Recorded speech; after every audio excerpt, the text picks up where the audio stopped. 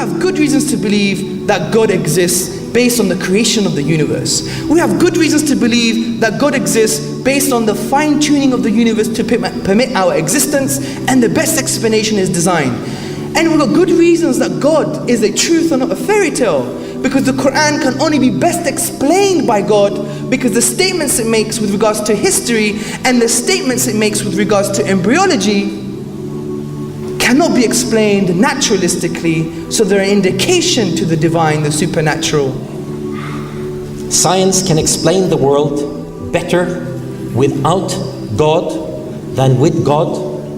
The belief in God is the belief in a concept that doesn't hold water. It is inconsistent. Furthermore, the belief in such an inconsistent concept leads to evil things and should be avoided. Thank you very much. IslamNet, in collaboration with the Big Debates, are pleased to announce to you that we have, for the first time in the history of Norway, arranged a debate between a Muslim perspective and a non-Muslim perspective on the position of does God exist. I will start by giving a brief presentation of our organization that is hosting the event, IslamNet. IslamNet is a voluntary organization focusing on promoting dialogue, clearing up misconceptions about Islam, and building bridges between the religious diversity.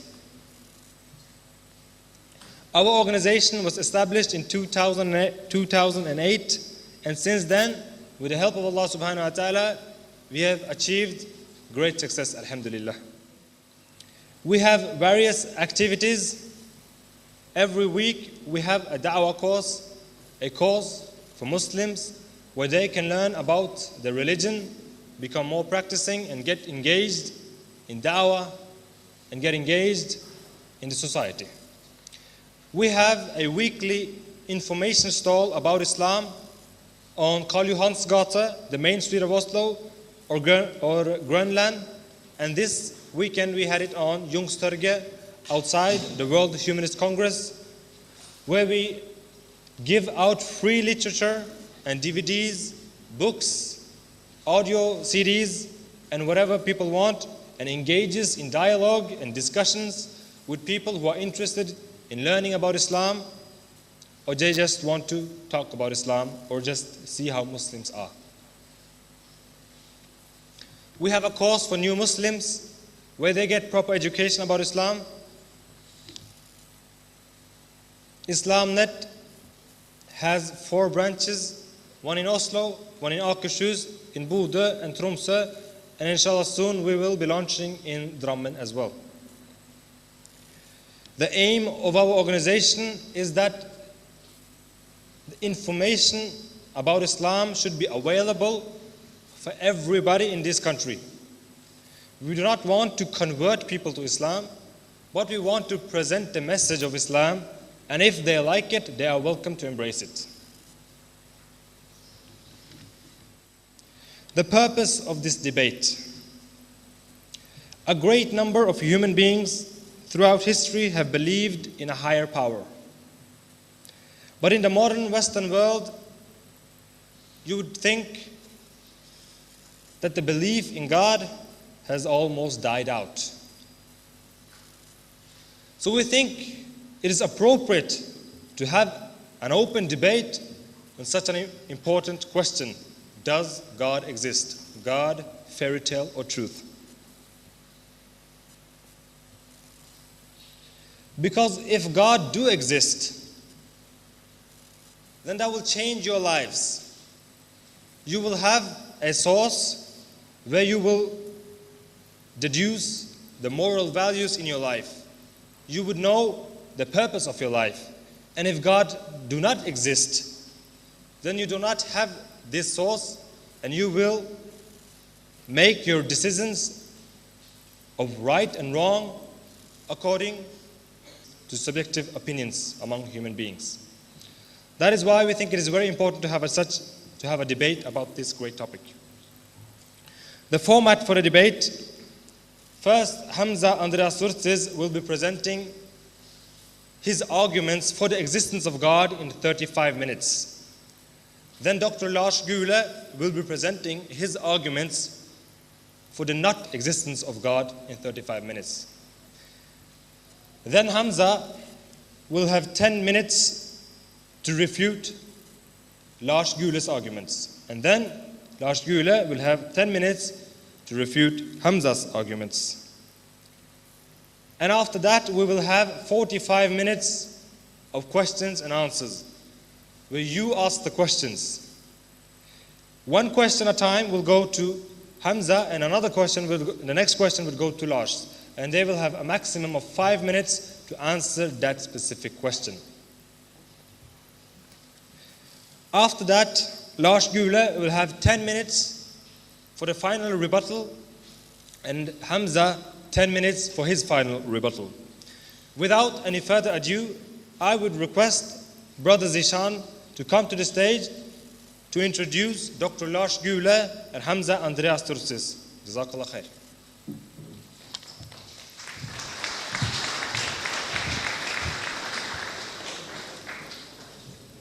Assalamu alaikum wa rahmatullahi wa barakatuhu.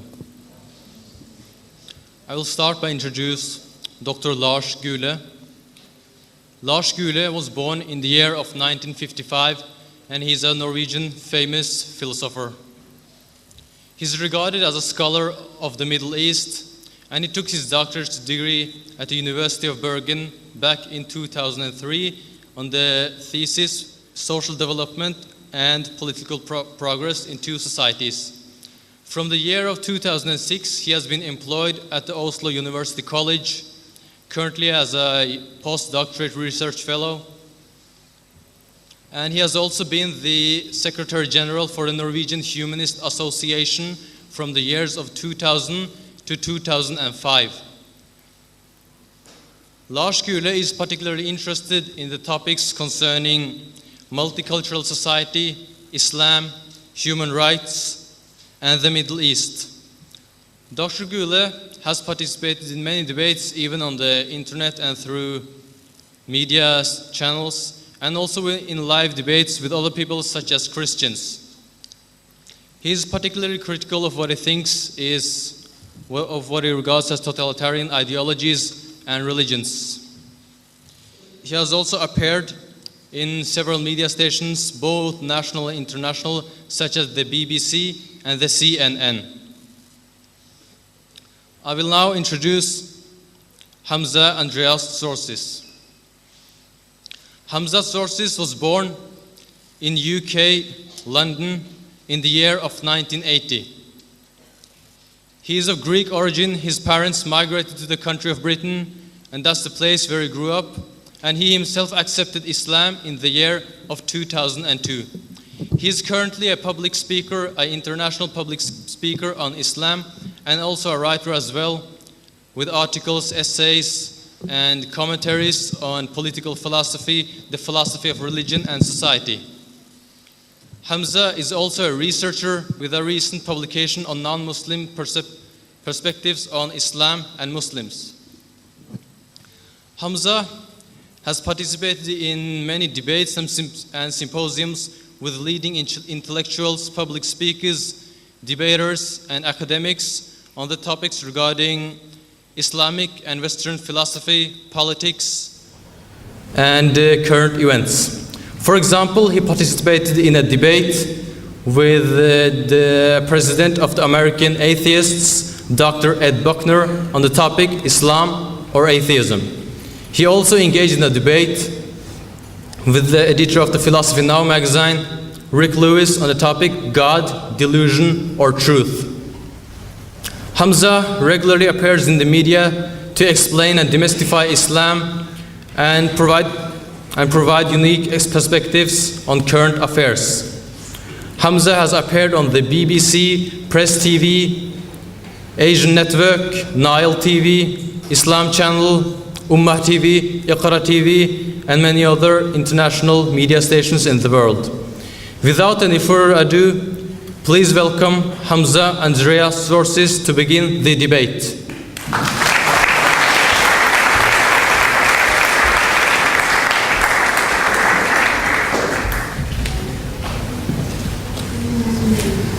إن الحمد لله والصلاة والسلام على رسول الله أما بعد. Brothers, sisters and friends, I greet you with the warmest Islamic greetings of peace. Assalamu alaikum wa rahmatullahi wa barakatuh. Which basically means may the peace and blessings of Almighty God, Almighty Allah be upon you all. Today's debate is a very important debate, brothers, sisters and friends, because I would argue in the absence of God, there is no ultimate meaning in our lives. There may be meaning in our lives, but there is no ultimate meaning. If our ends are just the same and we pass out of existence, what meaning does that really give?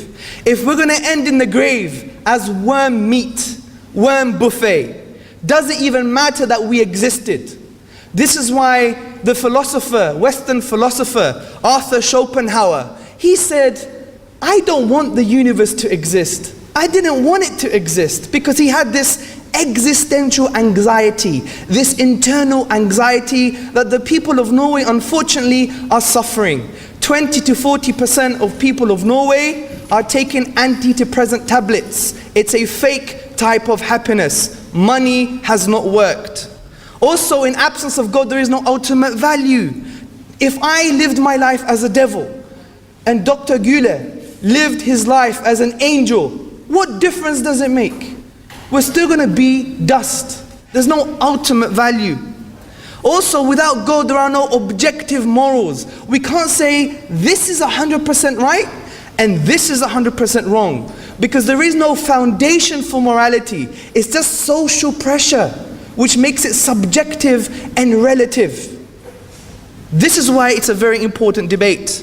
And in order to argue that God is a truth and not a fairy tale, I will use the following arguments. 1, the creation of the cosmos, the creation of the universe. Number 2, the design of the universe. And number 3, the miracle of the Quran, the miracle of the book of the Muslims. Now let's go to the first argument. Argument number 1, the argument from the creation of the universe. Now, brothers, sisters and friends, we have all asked the same questions. Where did the universe come from? Why does something exist rather than nothing? Now, since the universe had a beginning in time, for instance, according to modern cosmologists, the universe had a beginning at the Big Bang, also known as the hot standard model. As John Boslow, the author of Stephen Hawking's universe, states, the biggest misunderstanding about the Big Bang is that it began as a lump of matter somewhere in the void of space.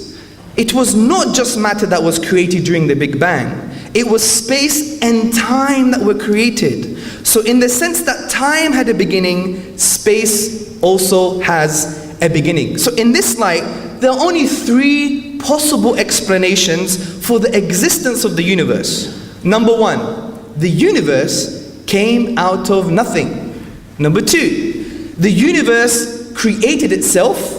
Number 3, or the universe has a creator or a cause. Now, let's take the first one into consideration, brothers, sisters and friends. We know the universe couldn't have come out of nothing, because out of nothing, nothing comes. This is why P.J. Zwart, in his publication About Time, states, if there is anything we can find inconceivable, is that it is something could arise from nothing. Also, we know that the universe couldn't have created itself, because that would imply a paradox. Can your mother give birth to herself? Can this whole auditorium create itself? Can I exist and not exist at the same time? Can the doctor exist and not exist at the same time? This is a paradox, a logical impossibility.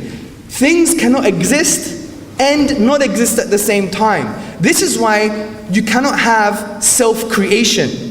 Therefore, the best explanation, brothers, sisters and friends, is that the universe has a creator or has a cause. But all we know from this argument is that there's a cause or there's a creator. We can't claim it's Allah, we can't claim it's Buddha, we can't claim it's Jesus, we can't claim any of the terms we have used approximately 3,800 names for God since 6,000 BC Sumeria. We've differed about God. God knows. That was supposed to be a joke. Please laugh. That's good. The joke's on me then.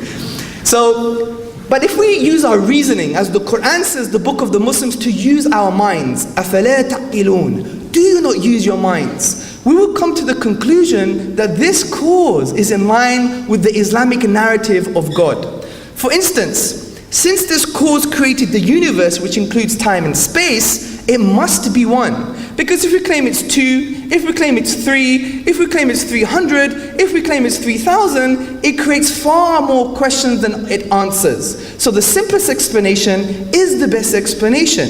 This is a principle in philosophy called Occam's razor, which really means do not multiply entities beyond necessity, because you'll have a huge task of trying to answer more questions than you've answered. Also, it must be uncaused, because there is an absurdity of an infinite regress. Big words, I know. What does this really mean? Say, for example, I wanted to give Dr. Lars Gule a kiss on the cheek. That's another joke. So imagine I want to give him a kiss on the cheek, but I had to ask his wife for permission. And she says, you know what?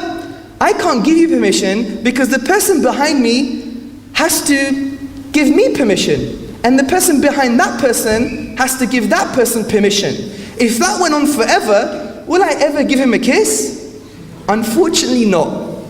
So this is the same case with the universe. The creator must be uncreated. The cause for the universe must be uncaused. Also, this cause must be immaterial, which basically means outside of the universe, outside of the material world. As the Quran says, لَيْسَ كَمِثْلِهِ شَيْءٍ, there is nothing like unto him. And the reason for this is because since this creator created space and time, and within space and time is the sum of all material, then it must be outside of space and time, which means it's outside of everything that's material. Most significantly, brothers, sisters, and friends, and this is very important, this creator, this cause must have a will. So it must be able to have a personal relationship with conscious beings in the universe. There's many reasons for this I'm going to articulate during the rebuttal or during the question and answers, but let me give you some points to consider. The reason this creator cause must be personal, because if it's eternal and uncaused, and it brought into existence an effect that began, it must have chose the universe to come into existence. And choice indicates a will, and a will indicates it can interact with conscious beings. This is very profound, because if you claim this cause is just mechanical, then all mechanical causes exist with their effect. But if this cause is eternal and brought into being the universe at a certain point, therefore it chose for the universe to come into existence. Another argument is, put your right hand up. That's proof that an immaterial cause can bring something into existence. Our minds are immaterial. So, this is in line with what the Quran says in the 112th chapter. The Quran says, قُلْ هُوَ اللَّهُ أَحَدٌ اللَّهُ الصَّمَدُ لَمْ يَلِدْ وَلَمْ يُولَدْ وَلَمْ يَكُنْ لَهُ كُفُوًا أَحَدٌ. As the Quran says, say, He is God, the one, the unique, the absolute, God the eternal. He begets not, nor was He begotten, and there is nothing like Him. So we have good reasons to believe that God exists. Let me give you the second argument, which is God makes sense of the fine-tuning, the design of the universe. Now, brothers, sisters, and friends, how do we explain the order of the universe? How do we explain the apparent fine-tuning in the cosmos to permit our existence? Now, to claim that they exist without any purpose is very absurd. For instance, Professor Roger Penrose, he states, there is a certain sense in which I would say the universe has a purpose. It's not there just somehow by chance. And you know what, brothers, sisters, and friends? I think I would agree with the professor, and many of you would agree with the professor. It's more intuitive. It's more in line with our nature, as the Muslims call fitra, meaning the thing that God created within us to acknowledge His existence. Now, the reason I say this is because the existence of our life in this universe depends on a conspiracy. Yes, a conspiracy of initial conditions and constants that must have been fine-tuned to a degree that is incomprehensible. Incomprehensible. Your mind is reeling. Let me give you some of these examples. Example number 1. The expansion rate of the universe. According to cosmologists, the universe is expanding, and the Quran substantiates this claim. Now, if the expansion rate of the universe differed by more than 10 to the power of minus 18 seconds, the universe would have recollapsed upon its sides. This is why Stephen Hawking, in his brief history of time, he agrees with this and says the following words: if the rate of expansion 1 second after the Big Bang had been smaller by even 1 part in 100,000 million, the universe would have recollapsed before it reached its present size. Let's take another example. It's about low entropy. Professor Roger Penrose of Oxford University in England, he states, in order to produce a universe resembling the one that which we live, the creator would have to aim for a very small volume of the phase space of possible universes. I'm lost. I'm not an academic scientist, so I don't know what he's talking about. But I'm going to ask the question, how small is this volume? And this volume is 1 over 10 to the power of 10 to the power of 123. It's a huge number.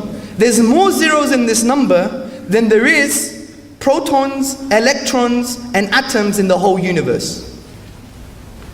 Also, let me give you a practical example. This number is equivalent if I was a dartsman. I was holding a dart, and I had to hit the center of the smallest thing, say a proton, say the center of an atom even. And the dartboard was the entire universe. So I have to be very far away to even try and hit the dart or hit the target. And they would have to expect me to hit the center of a proton if the whole dartboard was the entire universe. This is an absurdity. This is an impossibility. The other example is the ratio of the electromagnetic force to the force of gravity. Now this measures the strength of the electric forces that hold atoms together divided by the force of gravity between them. Now if these were slightly smaller than its observed value, then only a short-lived miniature universe could exist. No creatures could grow larger than an insect. And that is the reality of this type of fine-tuning. So in light of this, there are 3 possible explanations. It's just there. This fine-tuning, this design of the universe is just there. It's physical necessity. The other explanation is chance. And this is the atheist mantra. It's chance. They hold this claim religiously. That was another joke. Get it? The atheists hold this claim religiously. Anyway, the final point is it could be designed. So let's work through these together. Well, first and foremost, it couldn't be physical necessity because these values, these constants, this fine-tuning is not dependent on the laws of nature. It's not dependent on the laws of nature. Also, it would have us to believe that a universe that couldn't allow life could never exist. But we know this is not the case. As scientist Paul Davies, he says, it seems then that the physical universe does not have to be the way it is. It could have been otherwise. So we know physical necessity is not an option as an explanation. What about chance? Well, the chances for the initial conditions for the universe to allow our existence are so unlikely that it would be impossible to use this argument as a rational justification for the existence of the universe that has fine-tuning. But wait 1 second. Mr. Atheist would say, but there's still a chance. Well, would we say such a thing if we found an aeroplane in your front garden overnight? Or for instance, you saw an elephant in your driveway in the morning. Would you say it's just chance? What if, for example, I say that my mother's not really my mother? Because chance, you can claim anything, right? This is why chance, you can't have a discussion. It's counter-discussion. I could claim my mother's not my mother, that she's really a green crocodile that was born on Pluto and flew here on a pint of milk. You might think I'm crazy. Well, I might say to you, but there's still a chance. This is the absurdity of the chance hypothesis. But also it's not just about chance, because if you think about it, it's something called specified probability. You have a probability, but it has to conform to an independent pattern. Let me give you an example. Say I'm a monkey, okay? Or a gorilla. More gorilla than a monkey, I know. Say I was a gorilla typing away on a typewriter for 24 hours. And then you find me in the morning, I'm asleep with some bananas, okay? And then in the morning you find Shakespearean play. Oh Romeo, wherefore art thou, O Romeo? Deny thy father and deny thy name. Or if you want to make it more Islamic, oh Abdullah. Deny thy mother, deny thy tribe. Yeah? So the point is, you would have expected small words like house, dog, tree. But since it conforms to the independent pattern of English grammar, and it conforms to the independent play of Shakespeare, you're going to be scratching your head. Especially if you hear the next statement I'm going to make. According to British mathematicians, a monkey to type to be or not to be from Hamlet's play in Shakespeare, do you know how long it would take? Someone give me some numbers, days, years, months. How many? 3 years? No. 10 years? No. Let me give you the answer. According to these mathematicians, it would take 28 billion years. The universe is only 1400 years old. So to accept the chance hypothesis is almost rejecting our very existence. So brothers and sisters, we have sufficient reasons to believe that the universe was designed. Let me summarize this argument for you. Number one, the fine-tuning of the universe is due to physical necessity, chance or design. Number two, it is not due to physical necessity or chance. Three, therefore, it's due to design. And the Quran, the book of the Muslims, eloquently summarizes the design argument. It says, in the creation of the universe, and the alternation of the night and day, and the ships which sail the seas to people's benefit, and the water which God sends down from the sky, by which He brings the earth to life when it was dead, and scatters about in it creatures of every kind, and the varying directions of the winds, and the clouds subservient between heaven and the earth, these are signs for people who use their intellect. The Quran is a book that engages with the human mind. Now, before I get to the miracle of the Quran, let me talk about one main contention, main argument against this argument. And you can find it in Richard Dawkins' book, The God Delusion, on page 157 to 158. And he says, it's very interesting, this design argument. I really like it. But there's a problem. And the problem is, who designed the designer? Well, this is highly problematic because in the philosophy of science, the best explanation doesn't require an explanation. Let me give you an example. Say we all went on the moon. Hadda yallah, let's go. Yeah? We went to the moon and we were digging away. And you found some iPhone, some BlackBerry, some pottery, some arrowheads, some trainers, some sophisticated equipment, doctor's glasses, his watch, his beautiful t-shirt. Yeah? What would you conclude? That there must have been a civilization there. But wait 1 minute. Say Richard Dawkins comes along and he says, you can't claim such a thing. You don't know where they came from. You don't know their name. You don't know their color. You don't know anything about them. And then we would say, it doesn't mean our explanation is not the best explanation anymore. Because the best explanation doesn't require an explanation. Also, if you say the best explanation always requires an explanation, then we could say, what about the explanation for the explanation that explains the best explanation? But what about the explanation that explains the explanation that explains the explanation that explains the explanation for the best explanation? 1 minute. What about the explanation of the explanation that explains the explanation, blah, blah, blah, blah, blah. If we do this forever, we will never have any explanations, which undermines science itself. So this is not a very strong contention.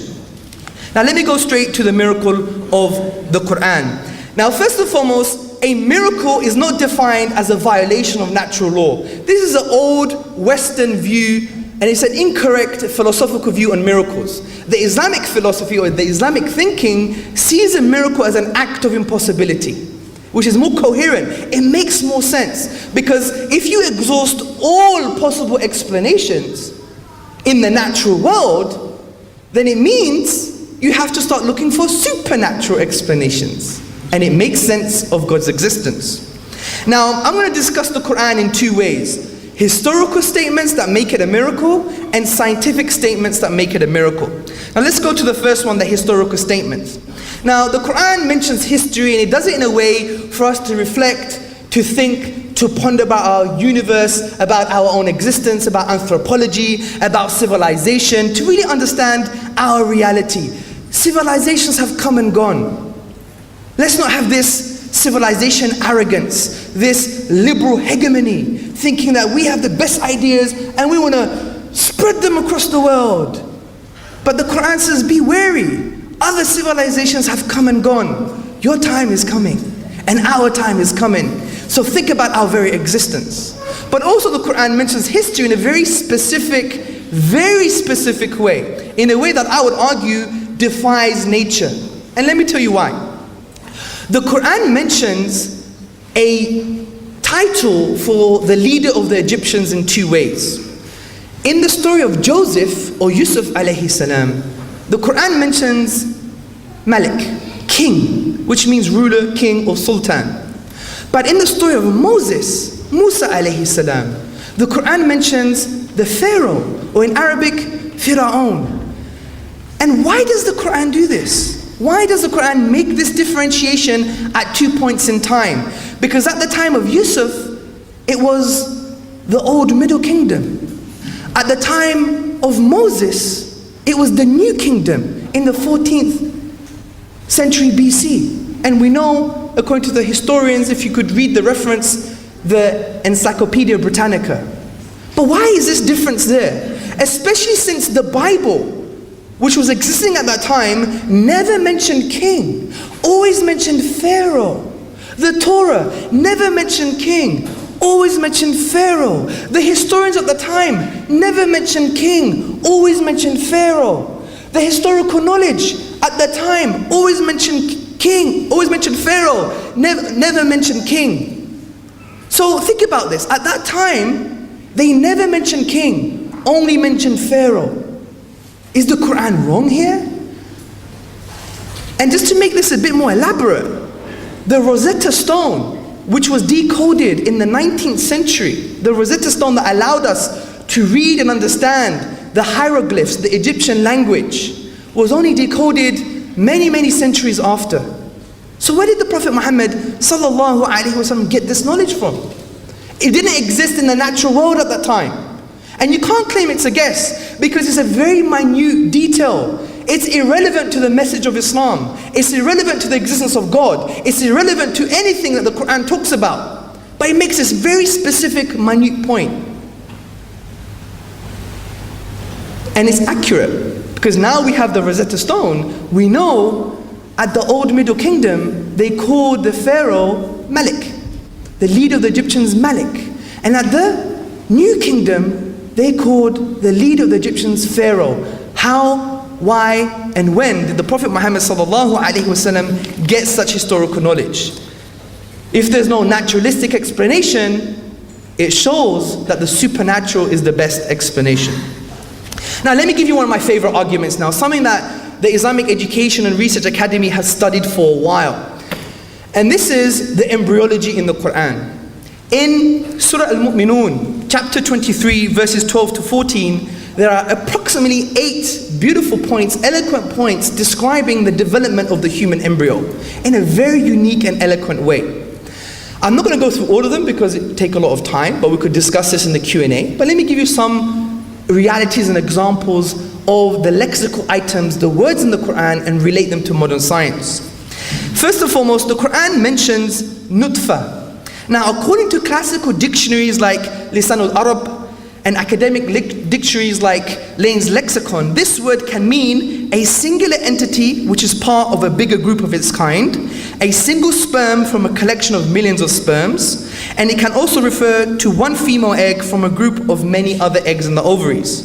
And according to the traditions of the Prophet Muhammad sallallahu alaihi wasallam in Musnad Ahmad, He explained the nutfa as a combination from the male and the female.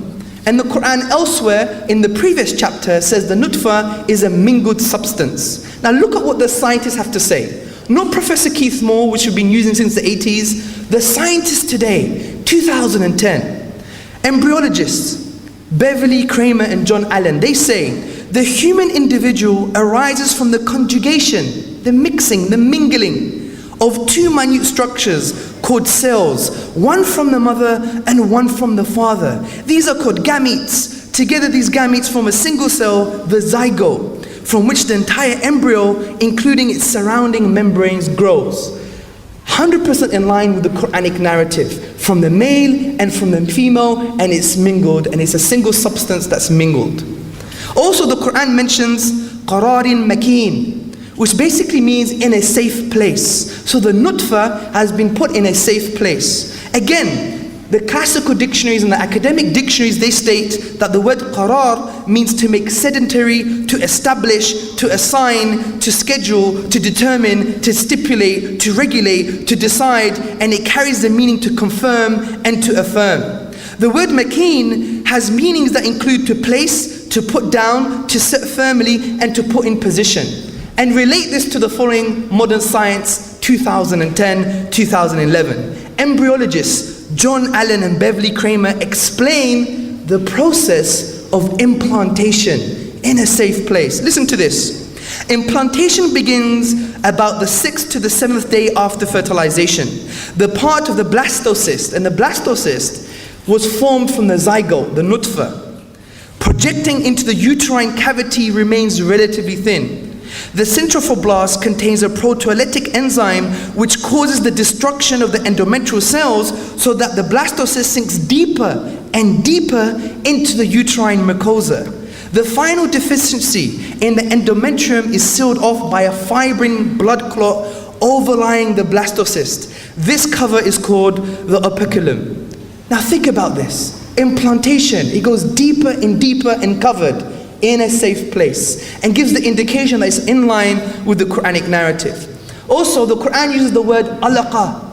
Alaqa. This word, according to the classical dictionaries and the academic dictionaries, means to hang, to be suspended, to dangle, to stick, to clean, to cling, to cleave, and to adhere. It can also mean to catch, to get caught, affixed, and subjoined. And it can also mean a leech-like substance that takes its nutrients from blood. Now the many meanings of this word, alaqa, correspond to modern embryology. This is particularly true for the various stages in the development of the human embryo. For instance, modern embryology clearly states that from day 15, the embryo is clinging or adhering to the connecting stalk. And it obtains its nutrients via contact with the maternal blood vessels. And listen to what embryologists Barry Mitchell and Ram Sharma have to say. They said, due to the rapid growth of the embryo during the 2nd week, there is a need for more efficient means of nutritional and gaseous exchange. This is achieved when the embryonic blood vessels of the chorion come into contact with the maternal blood vessels of the decidua.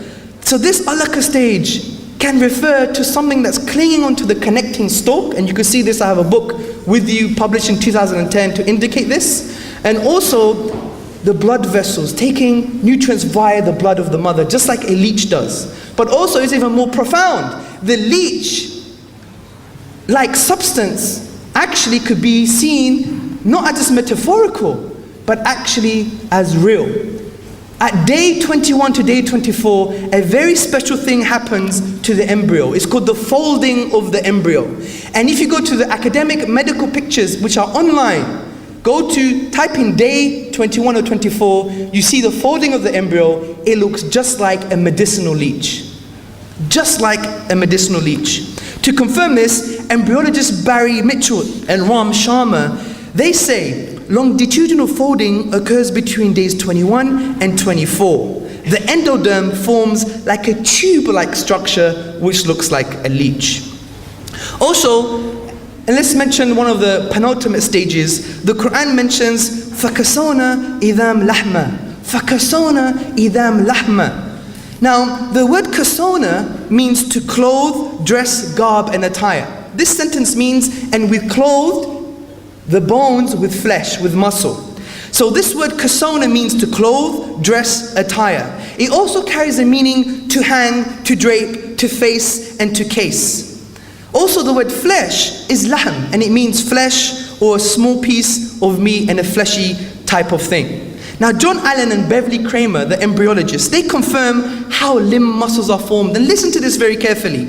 Soon, after the cartilaginous models of the bones have been established, the myogenic cells, which have now become myoblasts, aggregate to form muscle masses on the ventral and dorsal aspects of the limbs. Think about this. They aggregate, fakasona, to encase, to cover, to wrap, to veil.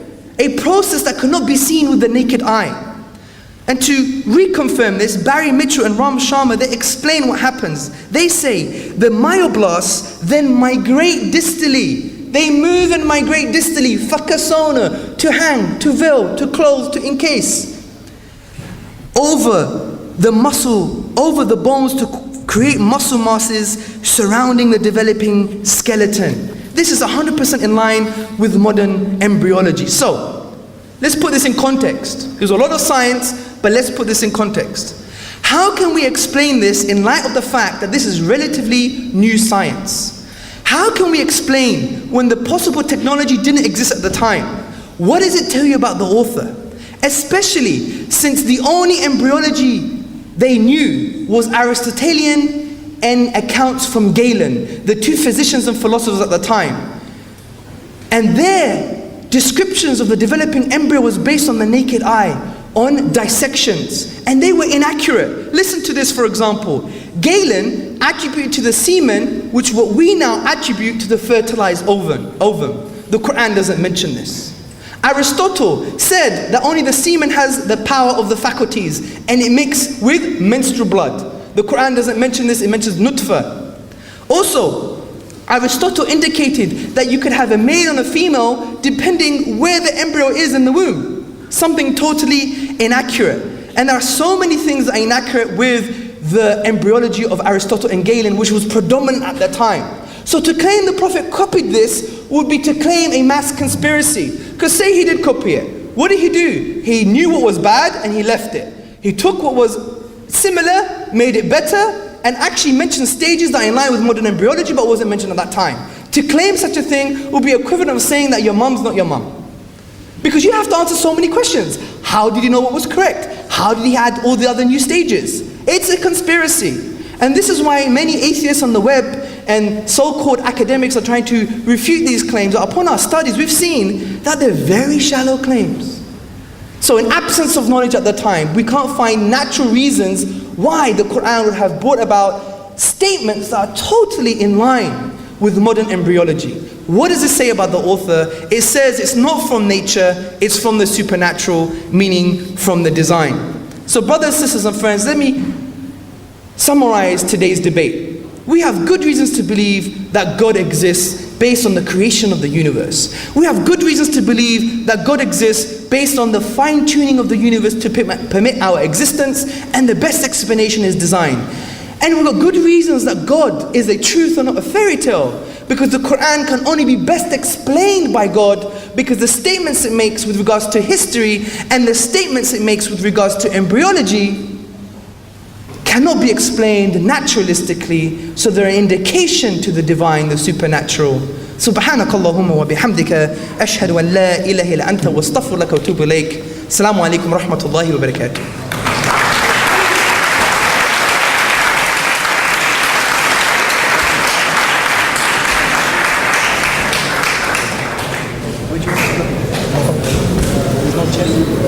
Jazakallah khair, Brother Hamza and Tzortzis. Now we will have Dr. Lars Gule to present his view.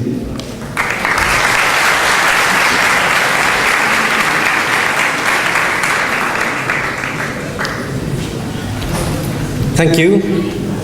Thank you for the invitation. I will try to say something about God from a humanist perspective. And the first question to ask then is, what is God? God is a human creation. And it's a special kind of human creation. Philosophically, we call this a hypostasization, which means that we have something created, and in this case, an abstraction, a concept, an idea, that returns and appears as the creator of the one who created the concept. So, this is why God is a projection with human traits and feelings. And this is what we have seen throughout history, that God has been presented as a variety of man, as male, female, strong, small, good-looking, bad-looking, ugly, evil, benign. All of these characteristics we have seen in the various gods that man has created throughout history.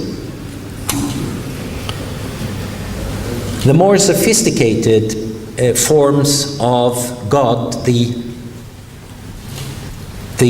monotheistic God, or gods, perhaps we should say, because one could always argue that the Jewish, Christian, and Muslim God is not really the same God. And there are good arguments to say that we are talking about at least different concepts of God. And at the same time, we have a history of saying it's the same God. It's the Abrahamic God that all these three religions share. Still, if you look at the history of this concept of God, it is a very human image. It's a human image of God in Jewish scriptures, it's a human image in Christian scriptures, and it's a very human image in the Quran and other Muslim, Islamic scriptures. Why have we created God? The creation of God is a result of our need to understand and find meaning in the world. As human beings, we are looking for purpose, we are looking for meaning, we are trying to see patterns, because this is part of our biological, psychological makeup.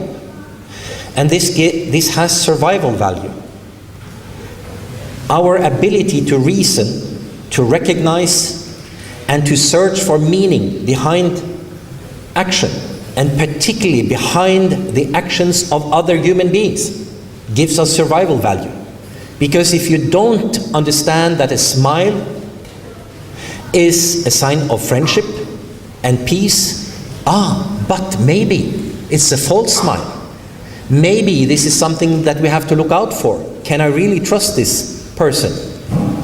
For that reason, we are looking at what is happening around us, and we are trying to understand what is going on around us, and experience learned teaches us very quickly that there are something behind appearances. Oh yes, I heard yesterday, they talked about me, they said something about me. Could it be that that smile is an ironic smile? That it's a smirk because he heard something about me yesterday? This way of attempting to find meaning in the world is an obvious psychological mechanism in the creation of gods, spirits, angels. Isn't there something particular? Isn't there a personality to that tree? Why did that rock suddenly appear in the road? That rock must have had an evil intention since I hurt my foot on it. But that's a naive idea. The belief in God is no more sophisticated than the belief in spirits in rocks and trees. It is exactly the same type of search for meaning. Well, as our knowledge expands, we have to make the idea of God more abstract, because the God as the ruler of thunder, Zeus, or the Nordic gods, Odin, Thor, driving his chariot drawn by goats across the skies and creating thunder with his hammer. It's a bit outdated today. So if you are going to maintain an idea of a purpose behind everything, well, then you need a more abstract God. So you can also look at the evolution or development of the concept of God throughout history. And the Muslim concept of God has developed. The idea of Hamza, the idea that he thinks he's taken straight out of the Quran, is a result of many hundreds of years of Islamic philosophy, theology, kalam, thinking about God. You cannot find that image in the Quran. It needs to be interpreted out of the Quran.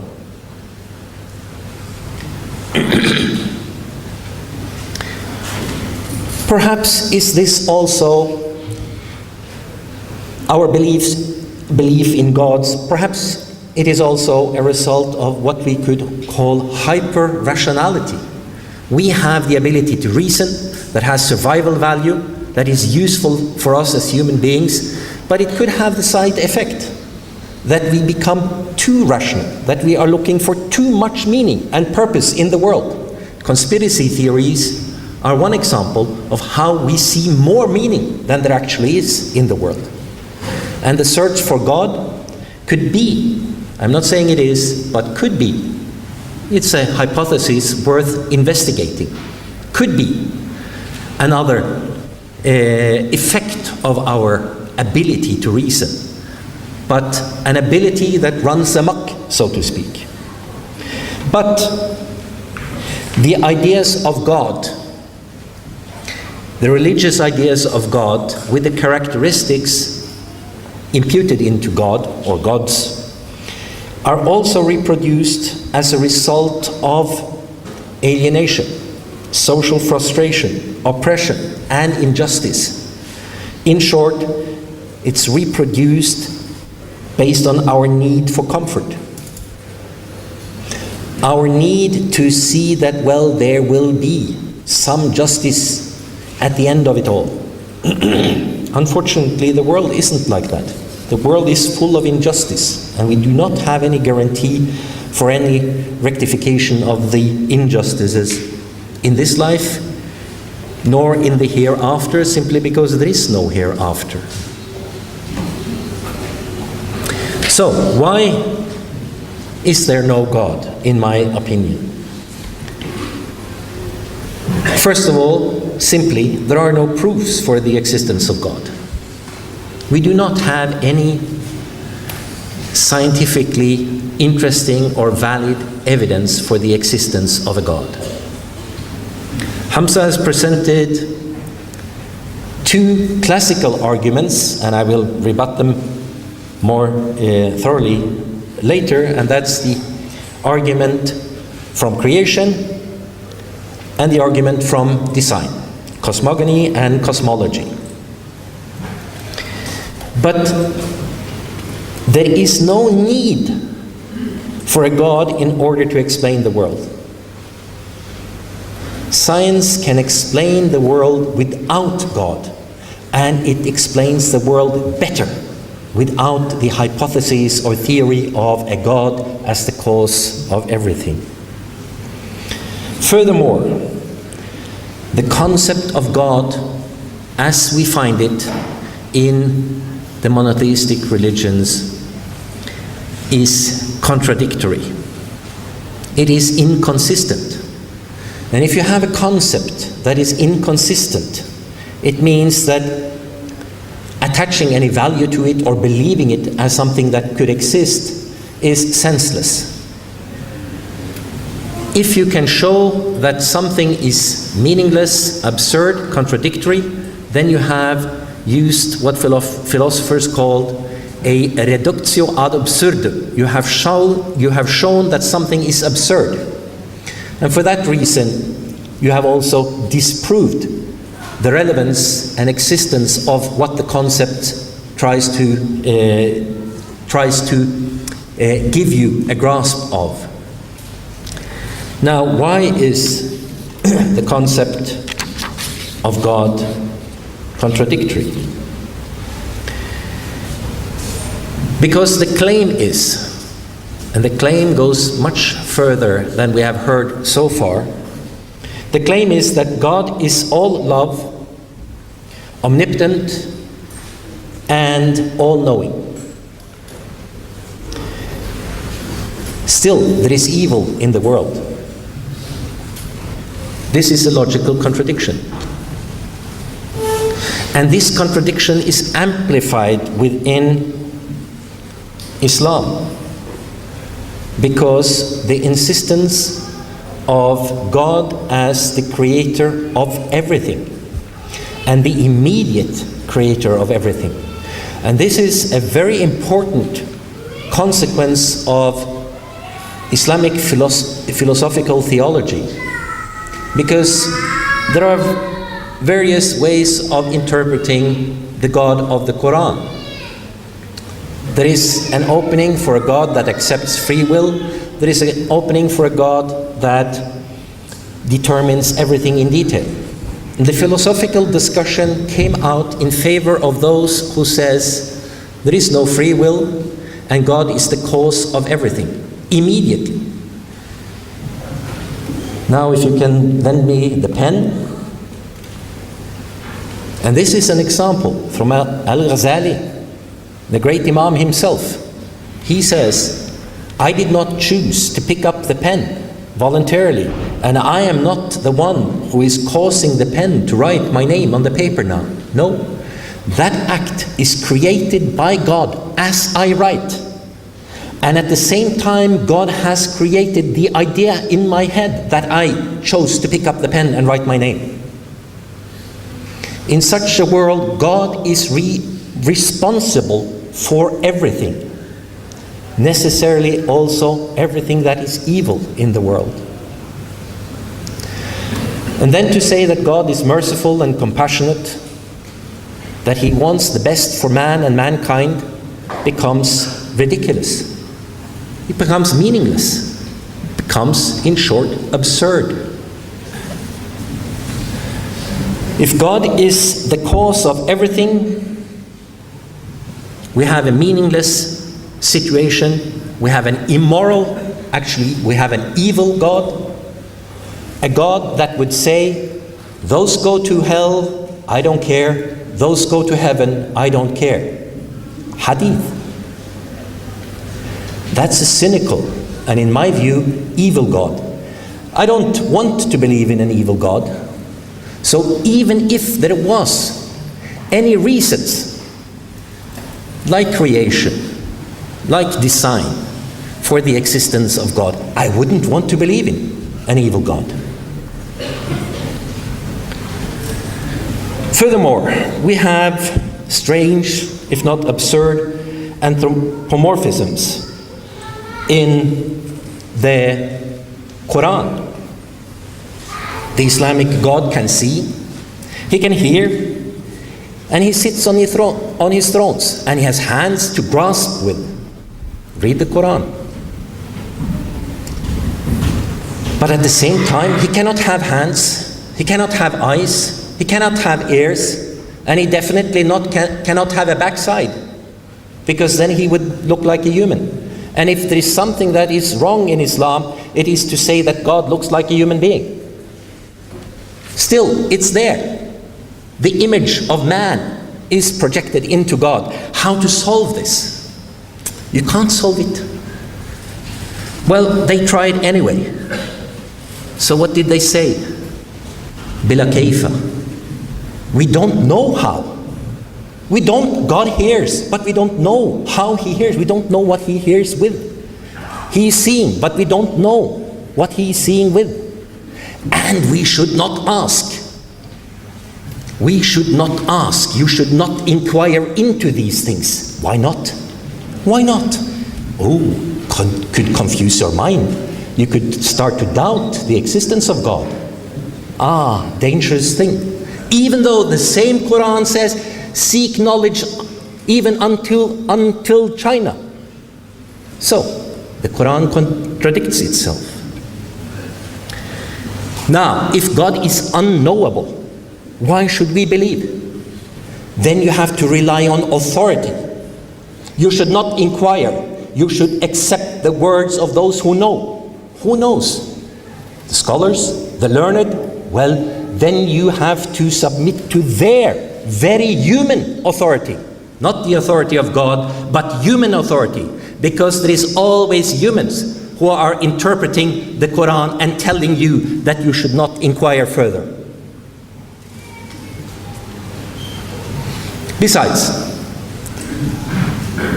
the Jewish, but not to the same extent as the Christian, but to the largest extent the Muslim God, is also evil because he wants to torture men and women for all eternity. Muhammad's first message was, repent, recognize God, or you will go to the fire. Yawm ad-Din had two gates. One was hellfire, the other was paradise, and I believe Hamza told you about paradise yesterday. So those of you who would like to go there, have a nice image. My point is that the other outcome of life is eternal damnation, which is cruel and inhuman. Even to say that Anders Behring Breivik should burn in hell for eternity is such, because eternity, what is eternity? Do we know what eternity is? It's in itself a dangerous and difficult concept. But if it should have any meaning at all, it means a torture that we cannot imagine. And a God who says that someone, for some reason, should be tortured forever is an evil God. We also know that God is a terrorist because he holds the whole of humanity as a hostage for the evil doings of some people. Muslims accept the flood, which meant that God destroyed all of mankind because of the wickedness of some men. And if you say, no, it was all mankind who had become corrupt, it is not true, because God with the flood killed the unborn babies in mother's womb. They were innocent, and they were destroyed by this tyrant. Another reason why you should not believe in this idea of God. Finally, one should not believe in God. And this is also a reason why we can assume, have good reasons to assume that there is no God, is the evil that is caused by the belief in God. Not what God is alleged to have said and done and required. But we have seen torture, we have seen war, we have seen oppression, we have seen extermination, all committed in the name of God. And if you now say, well, that's the abuse of the Word of God, that's the abuse, this is not how it was meant, well, then it means that you sit there with knowledge of the will of God that the prophet did not have because he went to war, that the caliphs did not have because they went to war, that the sultans did not have because they went to war. If you are said that these are the false words, the false representation of the will of God, you are saying that we know better. And of course, you are not oppressing your wives, sisters, and other women. Why are they sitting there? And the men here? A clear example of the differentiation that ends in discrimination between men and women. And that has been seen throughout the history of Islam, as well as in all other religions. You have this subjugation and discrimination of women. You have the subjugation and oppression of non-believers. And we have seen it in all religions, and we have seen it in Islam. No difference. Now, nice people from IslamNet have been standing outside the World Humanist Congress in Oslo, and we have had peaceful arguments. And I'm here invited by you for a peaceful argument, or perhaps a heated argument, but nevertheless, non-violent argument. We have humanist colleagues from Muslim countries that live in fear of their lives because they do not follow the beliefs of the Quran. Why should they? Why should humanists live in fear of their lives? Why should Ahmadiyya Muslims in Pakistan live in fear of their lives? Because they disagree with the majority. And if you say, yeah, well, sorry, we are very sorry. The majority of the Muslims in Pakistan have misunderstood. Yes, if they have misunderstood, where is your protest? Where are your protests against the oppression of those who believe otherwise, being oppressed in the name of Islam? Do you want to build mosques in Oslo? And I support your right to do so. Where is your argument for the right to build a church in Mecca?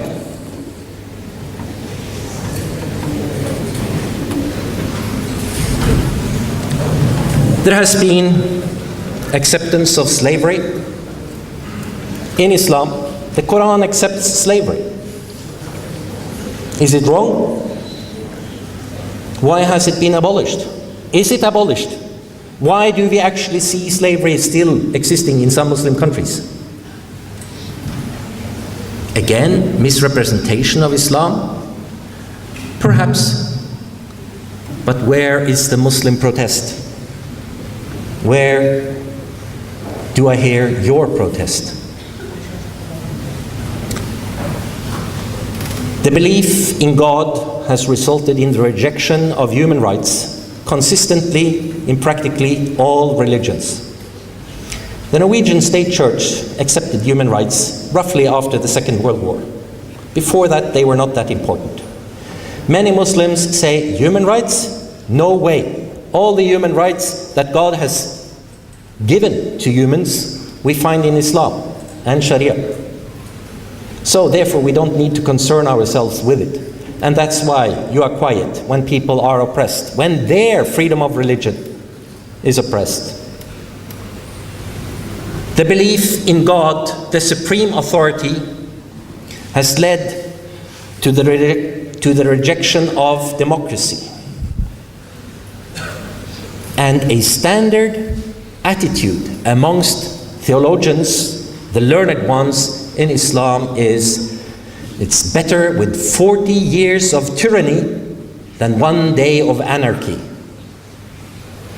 In that way, Islam has consistently been used to defend every dictatorial regime since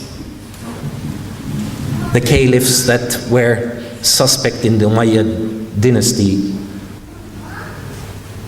in the 7th century. This is perhaps the most serious reason why the belief in God is a dangerous belief and why it should be rejected. It leads to, in most cases, consequences that are worse than non-belief. To try to sum up, science can explain the world better without God than with God. The belief in God is the belief in a concept that doesn't hold water. It is inconsistent. Furthermore, the belief in such an inconsistent concept leads to evil things and should be avoided. Thank you very much.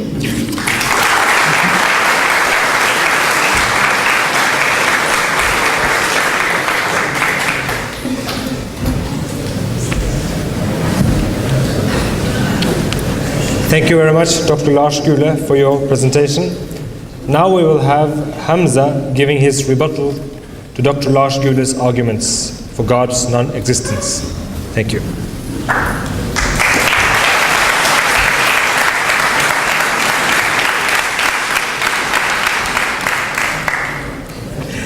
Bismillahir Rahmanir Rahim. Okay, first and foremost, I think I mentioned the universe was 1400 years old. I meant to say 14 billion years old, okay? We're not like the young earth creationists like the Christians, so apologies for that. Okay, first and foremost, as a quick statement, I think most of what Doctor has said has been emotional, political arguments that do not negate the God's existence. Talking about politics, Pakistan, Afghanistan, oppression, violence, tyranny, I don't want...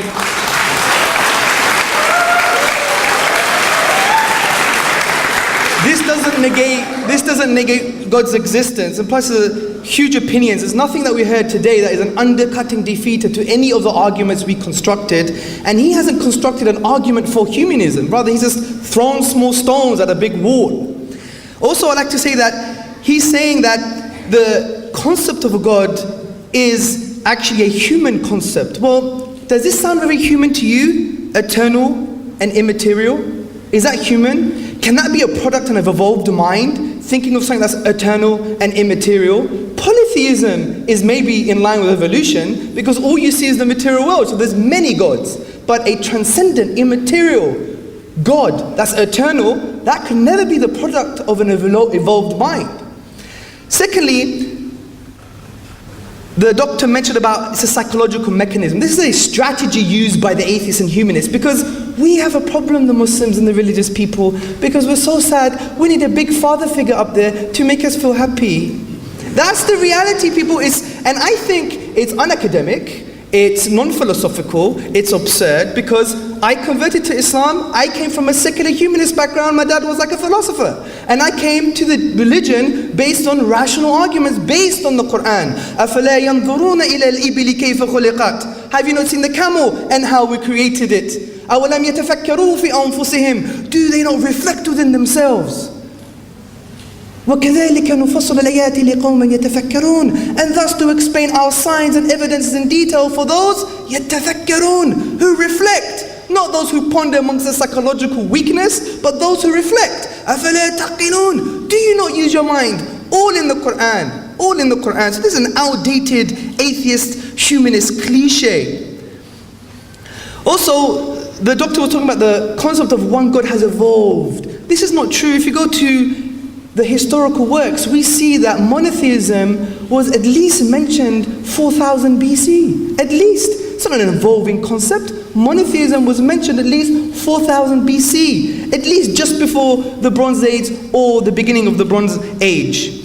Also, the doctor said that the concept of God is incoherent or does not relate to reality because there's too much evil in the world. This is another outdated humanist cliche. Now I want to ask everybody a question. When we say evil, do we mean evil is real and objective? Because surely to make value judgments, I mean, doctor has made a lot of value judgments. Oppression, tyranny, subjugation, evil, nasty, all these words. Now these words carry weight. They must be objective. Now if they are objective, God must exist. Why am I saying this? Because moral, objective values can only exist if God exists. Because God is the only foundation for objective morality. Because the concept of God transcends, goes above and beyond human difference. And I spoke about this with Dr. yesterday, and he agreed. I don't believe morals are objective. He believes in relativism or social relativism, that people come together to make the ideas amongst themselves. Hence, Nazi Germany killing 6 million Jews is not objectively morally wrong according to his philosophy, but according to ours it is. Because we have a conceptual grounding for our morality, which is God's existence. Now you may think, 1 minute, bas chup kar, ek minute.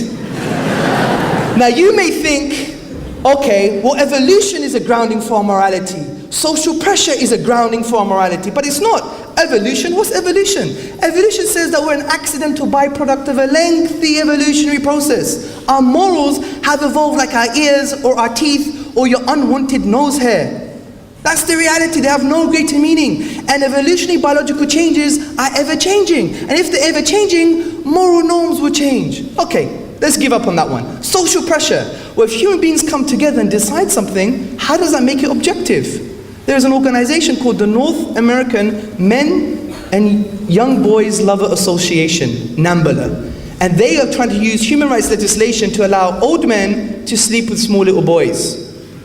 God knows in 50 years' time, if the social consensus is there, it will be a morally good thing to do. So the point I'm trying to say is the problem of evil is a problem for the atheist. Because if they're saying evil is real and objective, it necessitates God's existence in the first place.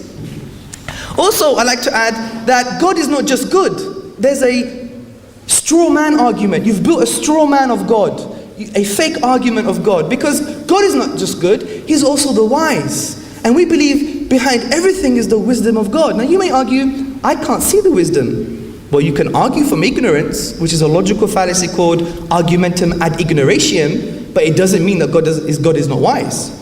So that defeats the problem of evil.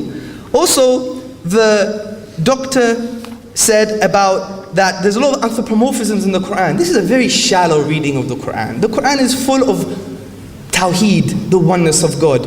When we look at God's attributes and His names, we know that we relate it to the statement, لَيْسَ كَمِثْلِهِ شَيْءٍ. There is nothing like God. So we affirm what God has said, but we don't know the modality. We don't understand the modality. And this is not incoherent because we know the universe expands, but do we know how? Just because we don't know how, doesn't mean the universe doesn't expand anymore. Do you see my point? Also, the philosophy of language that the Arabs adopt is a different philosophy from maybe the German school of philosophy of language. For existence, think of the word wing. What does a wing mean? You may think bird, but we also have a wing of a hospital, a wing of a plane. So there's an innate concept that doesn't have a translation into the physical world. And this is what we say with regards to the attributes of God. They're unique and one, and we reject anthropomorphisms. Also, he was saying God's a terrorist. That's an emotional argument. We believe God is the most loving. Al-Hudud. Al-Hudud means excessively loving. There's a prophetic teaching that the Prophet ﷺ said, God is more loving than a mother to her child, and there's no greater mercy than the mother to her child. So imagine the transcendent love that God has given to the human beings. And God wants to send you to hell. That's not the reality. A good reading of the Quran tells us that we made ourselves go there. God says, don't blame me, blame your own hands. The spiritual cause and effect of reality. And I think these are some of the counter arguments to some of the things that he said. But the rest of the stuff like gender issues, etc., we could address in the Q&A because they don't really negate God's existence. But just on a final note, the creation of the universe, no counter-argument. The design of the universe, no counter-argument. The miracle of the Quran, no counter-argument. I want a counter-argument now. Because we can't just be rhetorical and airy-fairy and just have a nice time and have a pint of milk, or beer in your case. The point is, we need to be just. We have an epistemic duty, we have a duty to knowledge to argue these claims. So I'm looking forward to your rebuttals, and I'm looking forward to rebutting your rebuttals. Assalamu alaikum.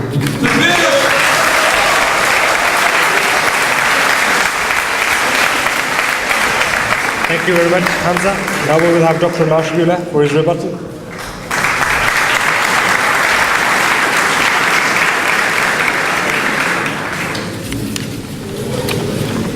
Now, I did of course not rebut Hamza's argument in my introduction, because I was invited here to answer this question. And that's what I tried to do. I tried to answer why I see the idea of God as a fairy tale, not truth, and I also pointed out some of the bad consequences of belief in this fairy tale. Now, I will try to point out some of the problems in Hamza's presentation, but I do object to his presentation of our discussion the other day, which was video filmed, and you can look at it. There is a difference between objective values and absolute values. I do believe in objective values. Objective values springs from human existence, from human emotions, from human experience. Pain is a real experience.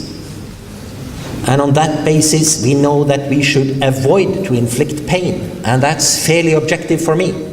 It's not absolute.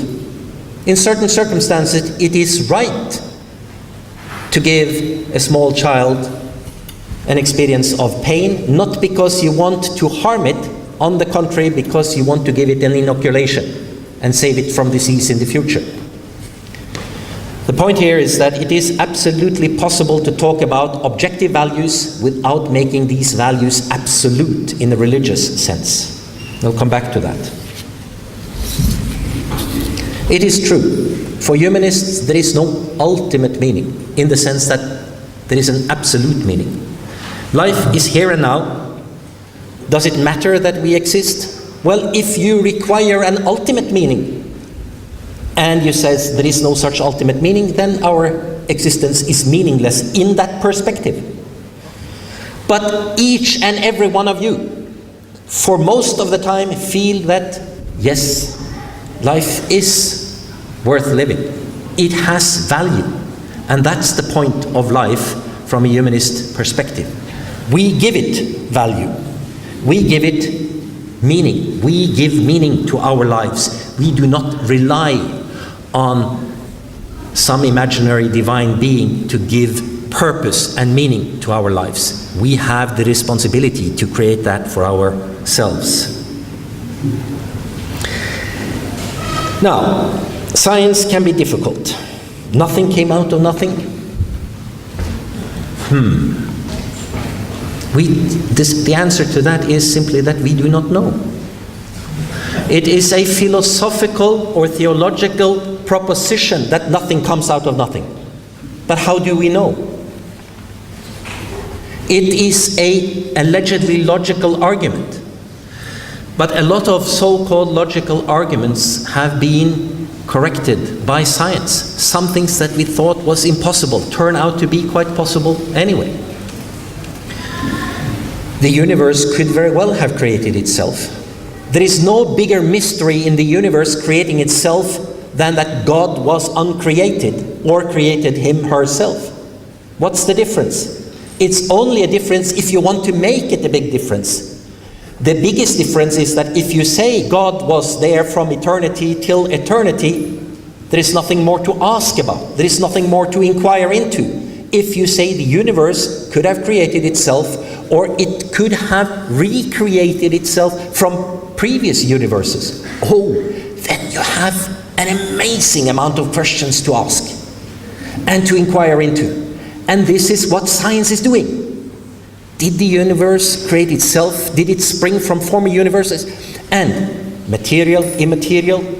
Don't make my position out to be a simple materialist position, because then you are really revealing that you don't know anything about modern science. How many dimensions do a modern cosmologist need to explain the universe? Quiet? 9, 12, 19, 21. Take your pick. Of course, these dimensions are not material,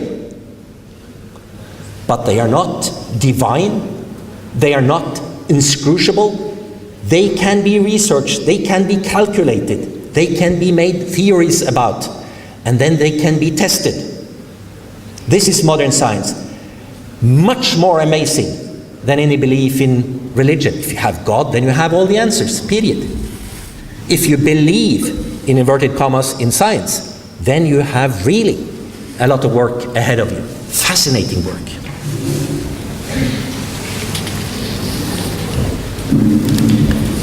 Now, the discussion about causes relates to this. Science is concerned with causes, natural causes. If you have the ultimate cause as God, you could say, yes, well, we are not opposed to science. Our Islamic beliefs are not opposed to science. We accept science. But before the Big Bang, there is God. And then he set the whole thing in motion as the first mover. Fine.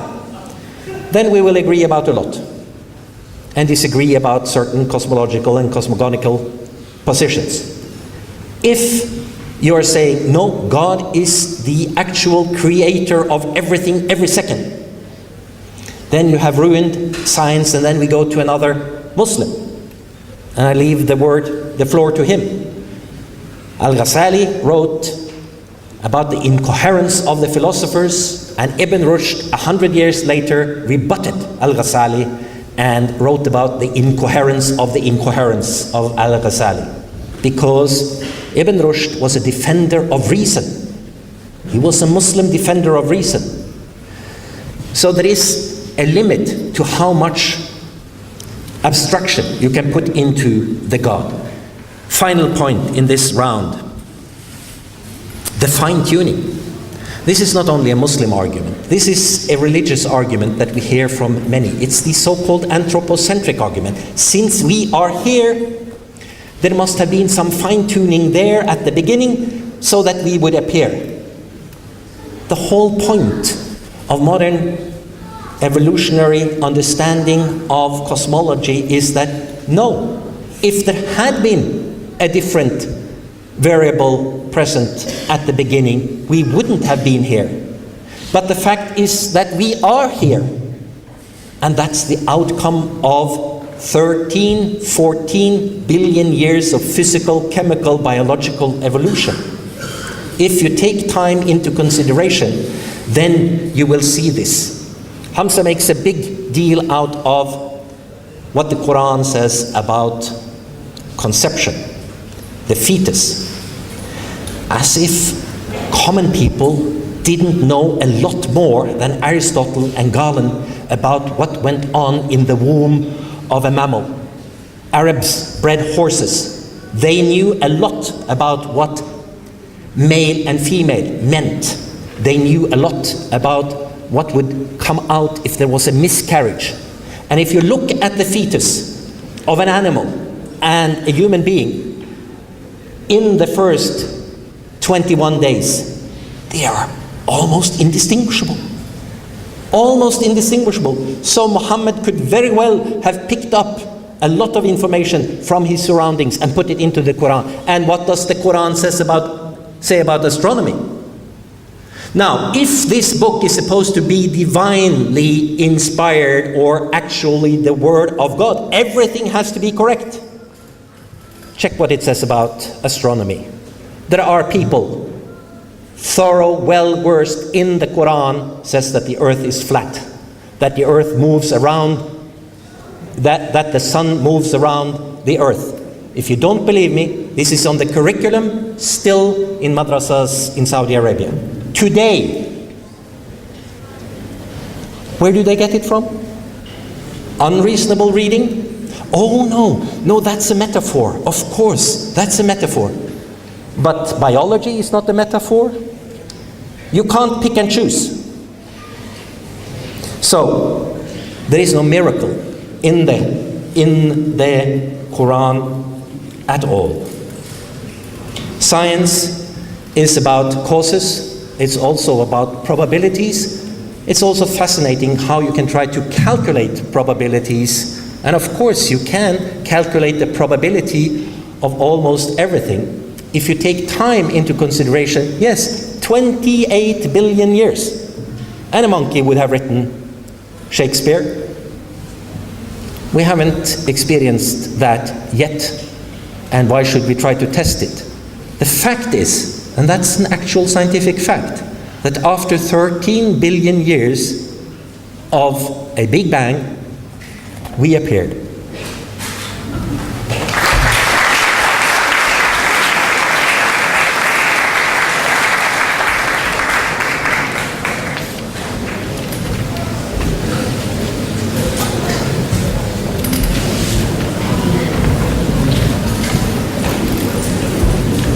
Thank you very much, Dr. Lars Gule.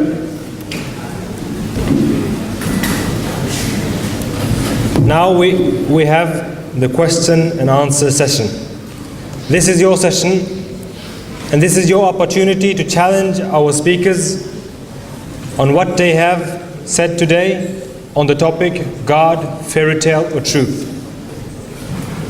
We would like you to make 2 queues.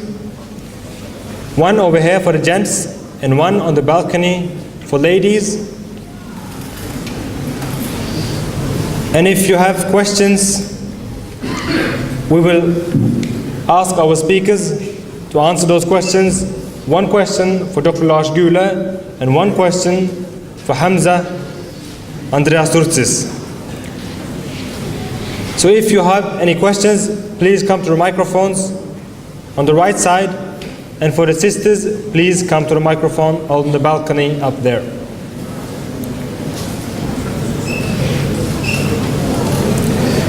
We have some basic rules we would like you all to follow during the Q&A session. The question, number one, must be related to the topic.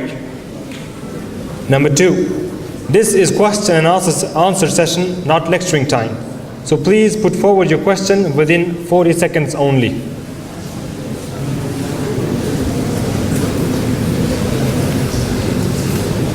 We would request every questionnaire to kindly state his name, profession and belief before he puts forward his question.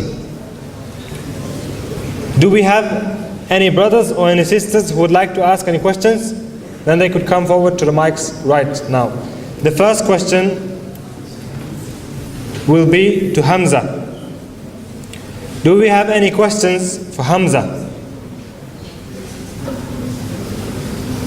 Up there. Okay. Okay, wait. We have one sister up there first, so we're going to give her preference, and after that we will give you preference. Question for Hamza. You have 5 minutes to answer that, and he will give you the time, okay? Fantastic. 1 second, you got to put the microphone on. Do we have sound? Continue, please. Yes. I have some questions about the objectivity of morality, as you talked about. And I have some questions. I have one question about that, and one question about the objectivity of the Quran. Because you said that the Quran, that you can find all these knowledge, scientific knowledge in the Quran. And then I wonder, why doesn't the Quran specify how you do Ramadan in Norway? Why is it so hard in summer and so easy in winter? And why is it not possible in Tromsø? So that's one question about the objectivity. And then, just one question at a time? One question at a time. Thank you very much. Okay.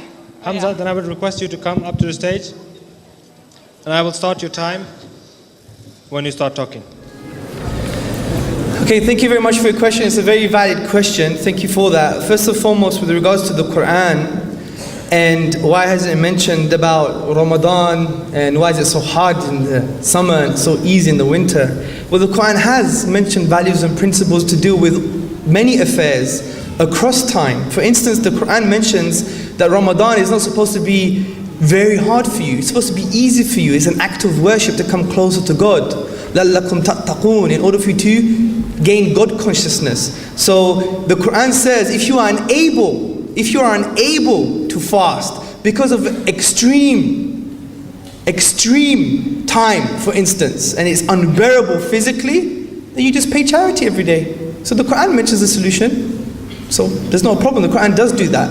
I think what I would advise to you is that we should read the Quran with an open mind, with an open heart, and with critical reading. If you don't understand anything, ask the brothers and the sisters, and I'm sure they'll be able to elaborate carefully and nicely, with compassion, on our thoughts, processes, and the jurisprudence as a result from the Quran and the prophetic teachings. And also you mentioned about the scientific statements in the Quran. Well, see, the Quran does make the scientific statements, and what you hear from Dr. Lars Gule, he said basically people at the time could have had that information, but I think he wasn't attentive when I mentioned Aristotle and Galen, how they did mistakes because of dissections. Dissections doesn't tell you everything about the human embryo because you only have the naked eye, and we did not have technology to understand how the myoblast cells migrate distally and form muscle masses over the bones. What Dr. Lars has done is cleverly just ignored that. He's ignored that aspect of the Quran and said, well, you know, they had information at the time. They could go to a horse and find how a horse's embryo in the early stage is the same as human. They could do dissections, so it's fine. But this is an inaccurate perspective of what happened. The Quran mentions things that you can't see with the naked eye. The nutfa, from the male and the female, coming together, mingle to form the zygote. Aristotle got it wrong. He said it's the semen with the menstrual blood. Galen got it wrong. He said all the faculties belong to the semen. So if the Prophet did copy the knowledge of that time, how did he fix it? How did he make it more accurate? How did he make it more in line with scientific knowledge? This is why Dr. Lars has to be more attentive to the argument with the Quran, because the argument of the Quran mentions stages of embryology that can't be seen with the naked eye. And I give you another example again. The cells that cannot be seen with the naked eye, they migrate distally over the bones. Unheard of in Aristotle, unheard of in Galen, unheard of at the time, and impossible to see with the physical eye in dissections. This is why we have to be attentive to the argument and be honest with what we're saying, rather than just quickly putting things to the side, assuming, oh, he copied it from somewhere. If he did, you have to explain how he fixed it, he knew what was wrong and ignored it. Jazakallah, assalamu alaikum.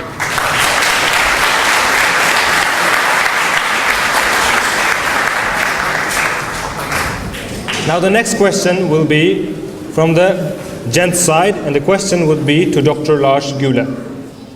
Bismillah. Thank you. My name is Adnan Rashid. I'm from IRA. Dr. Gule, thank you so much for your fascinating case, although it didn't convince me. My question is with regards to your emotional arguments, although they're not directly related to the topic, but you did raise them. And again, they relate to the miracle of the Quran. As Hamza mentioned, miracle of the Quran as one of his evidences for the existence of God. Quran asserts in chapter 21, verse number 107, that Muhammad sallallahu alaihi wasallam was sent as a mercy for the worlds. And then we see this mercy manifested historically in Islam, contrary to what you said. For example, Professor Thomas Arnold from the School of Oriental and African Studies, the University of London, he wrote a book on Islam, The Preaching of Islam, and he argued that Islam was the best thing which ever happened to mankind. That's what he said. I'm not saying this. That's what he said. Also, we have Jewish scholars who argue that the best time in the history of Judaism was when they were living under Islamic government. For example, Zion Zohar, he wrote in his book that when the Muslims landed in Spain, the Jews opened the doors for them as liberators. Then we have another scholar, an Israeli historian, his name is Amnon Cohen. I'm going to finish my question very soon. Amnon Cohen, he wrote that during the Ottoman era, 1,000 Jews from the year 1530 to 1600, within these 70 years, 1,000 Jews came to the Islamic court for justice rather than going to the rabbi. So I can give you many more examples. An example on top of an example. And it's very, very clear historically that Western academics have argued that Islam was very merciful to the Jews and the Christians. And the reason some of the minor Christian sects and the Jewish religion survived was due to the protection of Islam.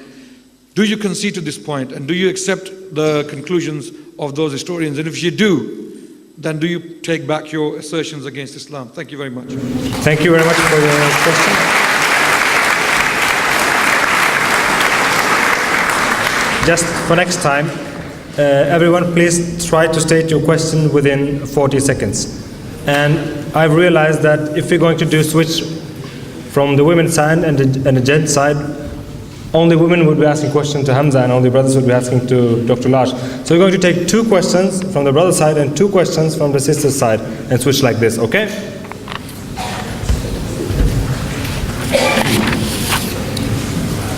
There is a great difference between saying that the Quran, by extension, Islam, is the best that has happened to mankind, and to say that Islamic rule, or the rule of Muslims, has benefited Jews and Christians in many instances. The last is what scholars are saying. If someone says that it's the best that ever happened to mankind, that is definitely an unscientific statement. It might be the statement of a Muslim or a sympathizer with Islam, but it is definitely not a historical correct statement. Because I have no problems, and I have actually on very, very many occasions explained to those critical of Islam, those fearful of Islam, and Islamophobes that Islam in many instances has represented an improvement and a better situation for non-believers, for Jews and Christians, than, for example, Christian rule represented for Jews in Europe. But that this was the situation. In some countries, under some Muslim rulers, some of the time, does not mean that other rulers did not oppress Christians and Jews and others with a different faith. That happened also. So if you are going to have a correct picture of the consequences of a certain religion, you have to look at the whole picture. You cannot pick and choose. Because then you are saying that, well, I picked those things, and those rulers, that part of history represents the Islam I want to defend.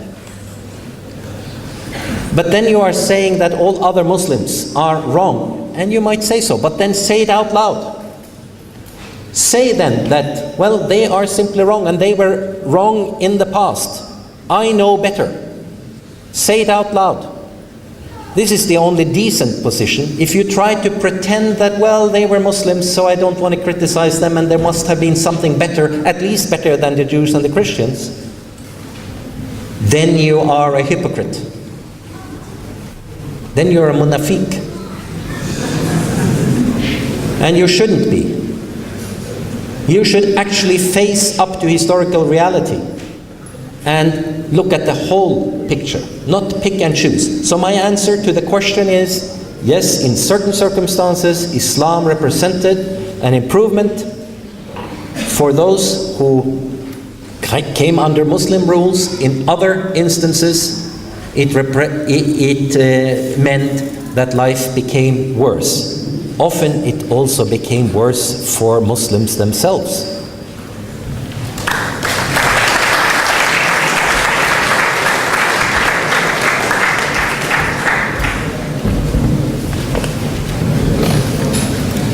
Thank you very much, Dr. Lars Gule. Now we will have two questions from the sister side. The first question to Hamza. Please come forward to the microphone.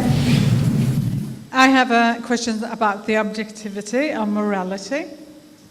You said that I don't have, or if you don't believe in Allah, you don't have the objectivity. I say the objectivity is more happiness for more and less suffering for most people. And then you can argue what does make that happiness, but it is this is the goal, and you negotiate. Then I have been in a discussion on Facebook today, and we discussed about, I don't know, muta, that's a word, is it? The 1 hour marriage, which some scholars, some Muslim scholars said was legal. For me, this is something that makes suffering. And in the same area where they practice this, which makes suffering, they also stone women for adultery, which I regard as not objective and inconsistent, but from the Quran. Thank you. Thank you very much for your question. Hamza, would you like to address that?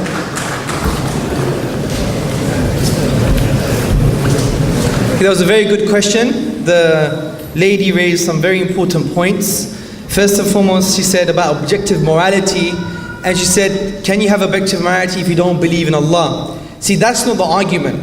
If we're attentive to what I'm saying is, if objective morals exist, it necessitates the existence of God.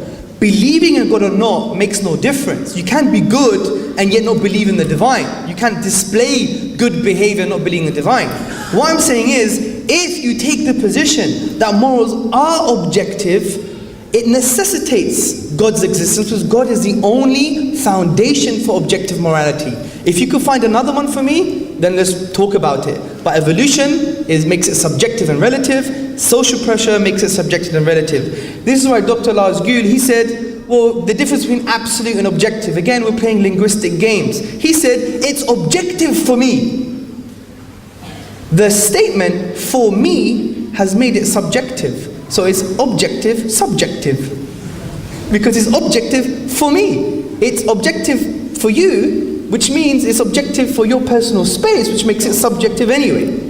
Now, with regards to the 1 hour marriage, the majority of the Muslims reject this and it's not in line with the Islamic tradition. That's all I have to say about that. It comes from the Shia tradition, and the majority of the scholars and even the non-Muslim scholars have argued that the Shia methodology, the Shia theology is not in line with the base text of the Quran because of aspects of polytheism as attributed to personalities like Ali and the 12 Imams. But that's a different discussion, it's a theological discussion, but it's outside of the theological framework of Sunni Islam.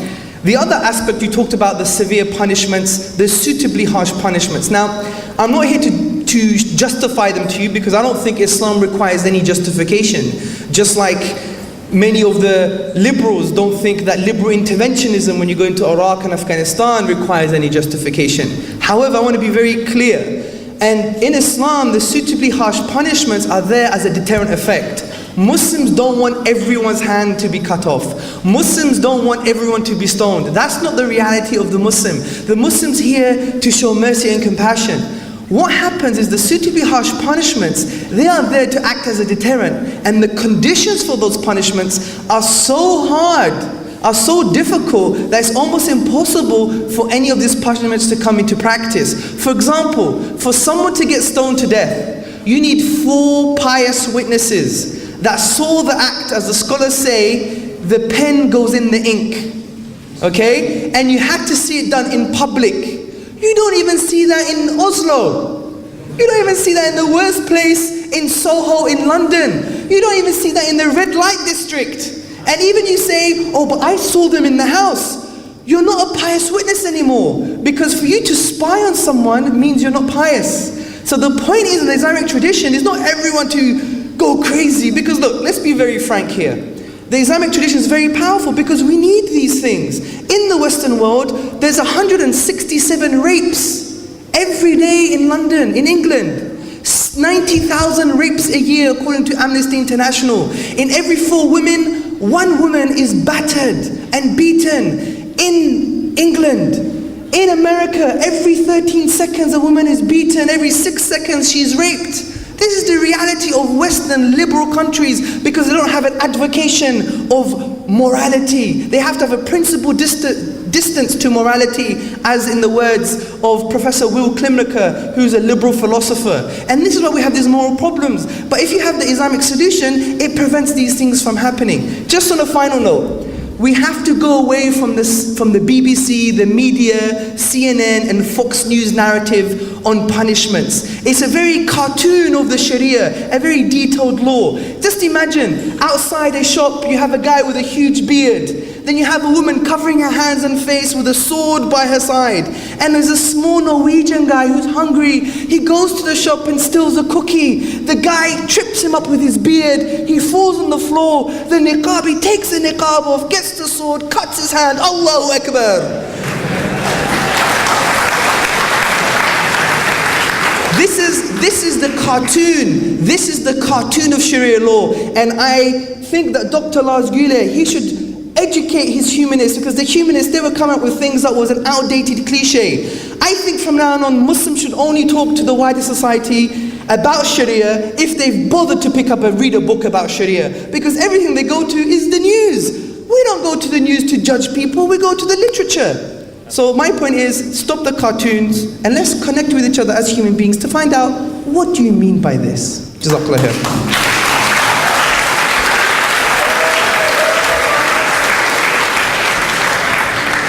Thank you very much, Hamza, for your great answer. Next question would still be from the brother side, but that would be for... Or is it from the sister side now? I'm forgetting. Sister side, right. Is it? For Dr. Lars Gule. 2 questions for the sisters. Is this for Lars Gule?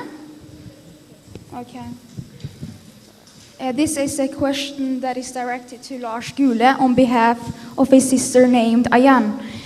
She says that, why do you define this assembly of men and women, both Muslims and non-Muslims, as for the women's side, as oppression? Have you ever spoke to any of the sisters? Why do you say that just because it contradicts with your point of view and your culture and your belief?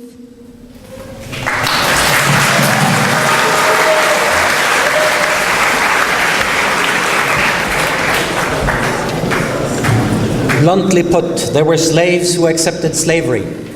The fact that many women says that it says so in the Quran and therefore it's right, does not make it right. And there are hundreds and thousands and millions of Muslim women who are struggling against the segregation that you are practicing here today. That is the basis on which I condemn this kind of segregation. Because this is used to legitimize the next step. Go home, make children, don't get an education, be silent. And if you think this is just ha ha ha, then I will object also to Hamza's quite incredible distortion when he says that there are abuses of women, battering of women in the West. Yes, and we are trying to face that problem. We are increasing the penalties for men who batter women. We are trying to create and run shelters. In the Muslim world, to even talk about it is to ruin the family. If you cannot beat your woman, you are no longer a man. And you think this is ha-ha, as if there isn't beating of women? How many of you have been beaten?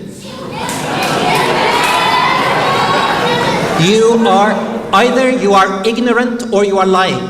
It is as simple as that.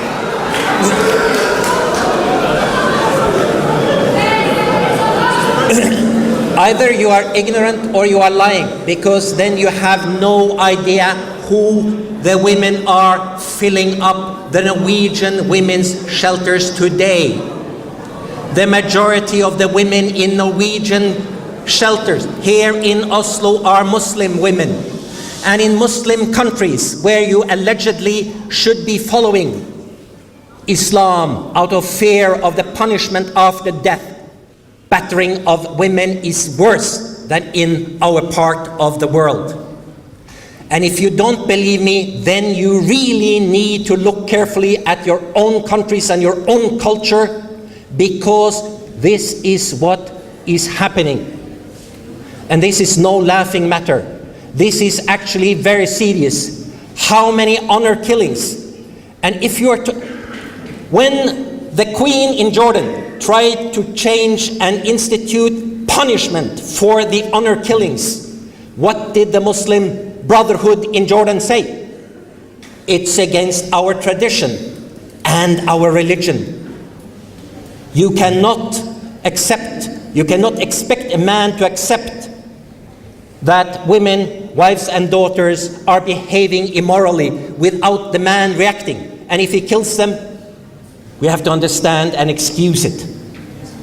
This is an example of the battering, the violence against women that is a consequence of this segregation. Because you think you are liberated, free, you have chosen, and many of you have chosen to wear the hijab, to be practicing believing Muslim women, and you have every right to do so. Of course you have. And we should all defend that right. But if you forget the history of the segregation you are practicing here and the consequences of that segregation in other countries, then you are either ignorant or you are lying, deceiving yourselves.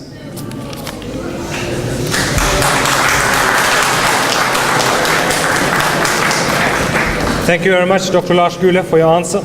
Do we have a question for Hamza over here? One question for Hamza. Assalamu alaikum wa rahmatullah. My name is Jamshed. I'm with AIRA, and I am a Muslim. I came to Islam through rational means, so my question is actually for Hamza. Sorry. In Dr. Lars' presentation, he mentioned that we shouldn't actually be surprised that we're here because we're here. And I'm curious that if that doesn't undermine your entire argument about the design, the creation design, that the universe exists, you know, the whole universe exists by design. So doesn't that falsify that whole thing? That Thank you very much.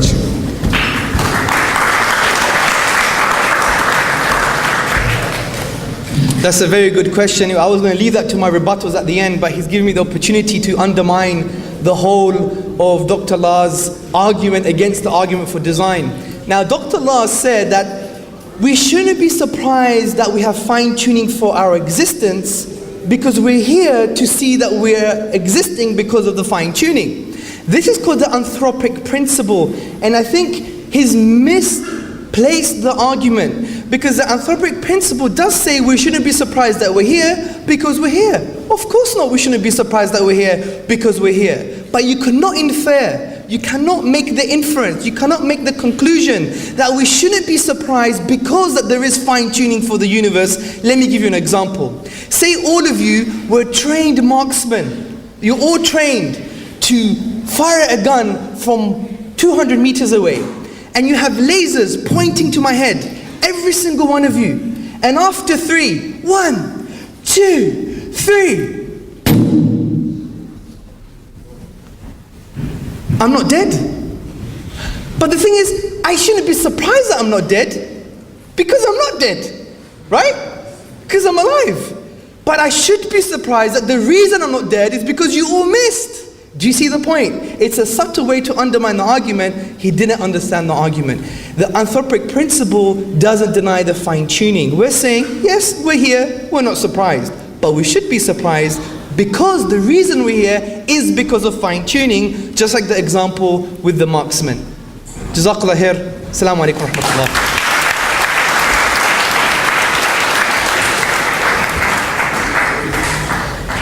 Can we have the next question from the brother side to Dr. Lars Gule?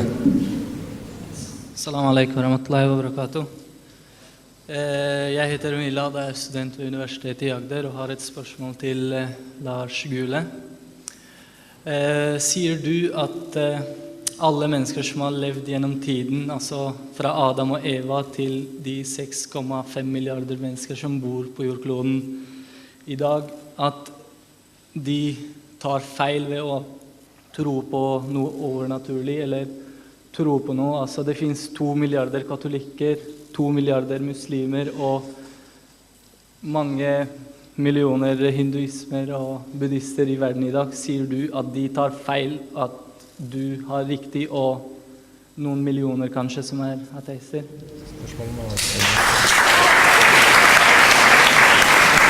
I will just repeat that question in English briefly because we have viewers watching online as well and maybe not everybody understands English here. The brother's question was briefly that do you, Dr. Lars Gule, believe that all the human beings from the beginning of time that have believed in God, Christians, Jews, Hindus, Buddhists, Muslims, whatever religion, are wrong?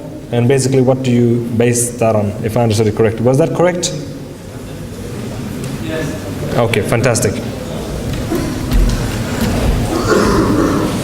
Yes, I believe that they were and are wrong. Of course. I mean, that's what I have stated here. So that goes without, I mean, I have given the explanation for that. The interesting question is, have all those people throughout the ages really believed in God? What do we know about that? Actually, we do know a little bit. Atheists have been around for a long time. They have been there since times immemorial. As soon as people started believing in the gods, there were people there to reject the gods. So atheists, non-believers have been around all along. And you have had people with strong faith. You had fundamentalists around also for a long time. And you have had weak believers, and you have had those who said, well, maybe, I don't know. agnostics, we would call them today. You have had all sorts. The important thing here is that those who have had a strong, developed faith, they have been the politically dominant within society, and that's why they have left such great marks. I can't resist but to return to surprised or not surprised at humankind being here, existing at all. Now, this so-called anthropocentric principle, the fact that, well, if it had been a little bit different at Big Bang, we wouldn't have been here. That's fine. We are here. So then we know that the conditions at Big Bang were correct for us to appear 13 billion years later. It's as simple as that. When you start to use language like fine-tuning, then you imply a fine-tuner. Then you are saying someone meant us to be there. But that's what we have no reason to believe. That's just an assumption. And that's why you project backward a fine-tuner, and then you talk about the anthropocentric principle. The principle as such doesn't mean anything that the conditions were right at a given time in a causal sequence. That's what it means. And out of it came we. It's when you are starting to use this principle, alleged principle, to say that, well, then someone must have adjusted these variables and constants to exactly the right levels and sizes. And then you are smuggling in God through the back door and say, aha, a fine-tuner equals God, which is really spurious way of arguing.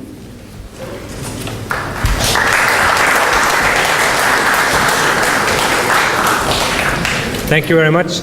I've heard that there is no questions on the sister side, so we will continue on the brother side. Yeah, please. Next question is for Hamza, right? Yes, fantastic.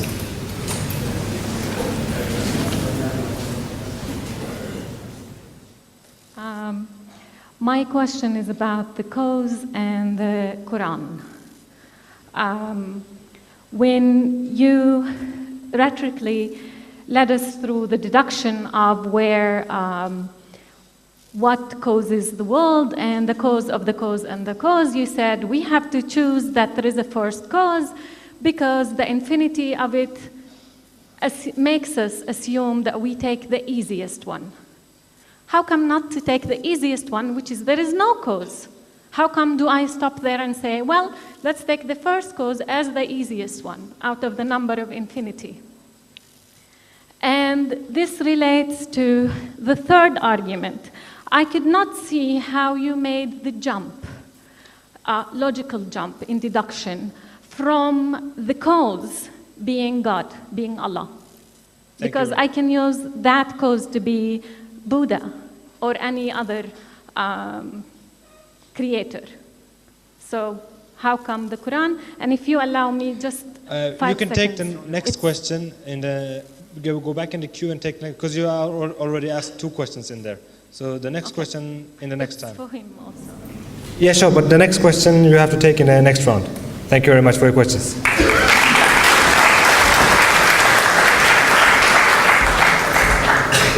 I'd like to thank the lady, I didn't catch her name, but I know it's Dr. Lars' wife, and I applaud that she's here today. It's very good that she's come It's good that she's come to support her husband, as there's a British saying that says, behind every successful man, there is a successful woman.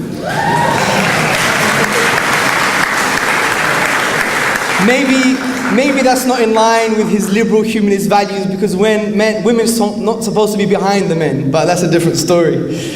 Anyway, very good question about the cause of the universe. So we're saying that if the universe began at a point, it either must be self-created, it created itself, it was created by something else, or created from nothing. All these, some of these options are absurd. For example, it can't create itself, because how can you exist and not exist at the same time? Also, if it came from nothing, that's an absurdity, and Dr. Lars Gule thought, well, we don't have any proof that things can come from nothing or can't come from nothing. I think that's a slight philosophical play.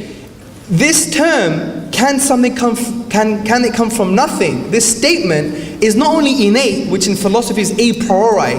We need the concept of causality to understand our reality, but also it's empirical. Because I want to challenge everybody, have you ever seen something come from nothing? It's empirical, because all the empirical evidence says that when you hear a noise, you know it came from somewhere.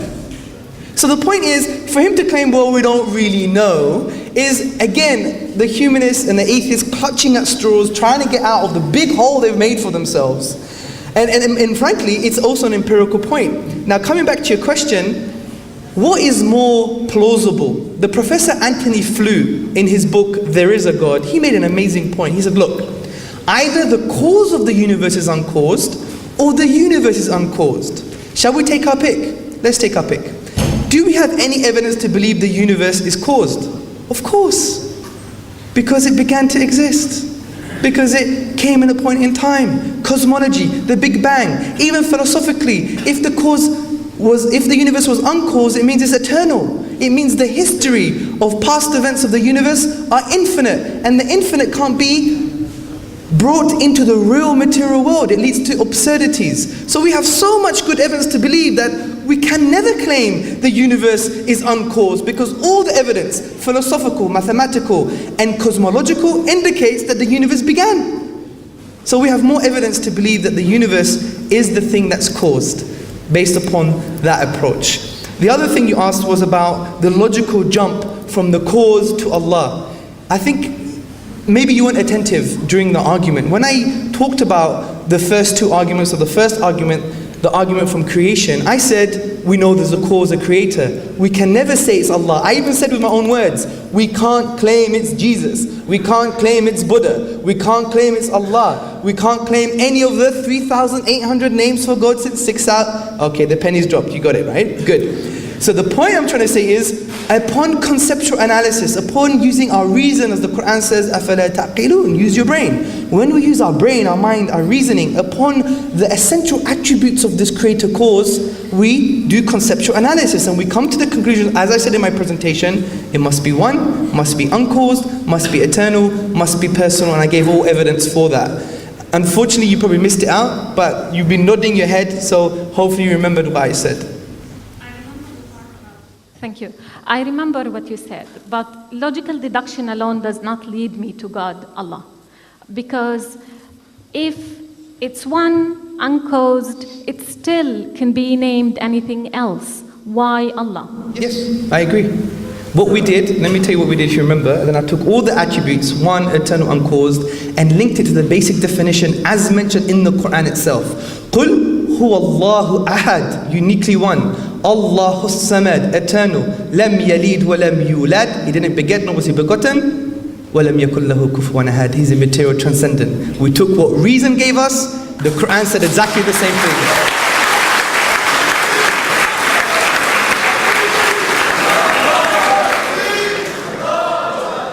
Okay.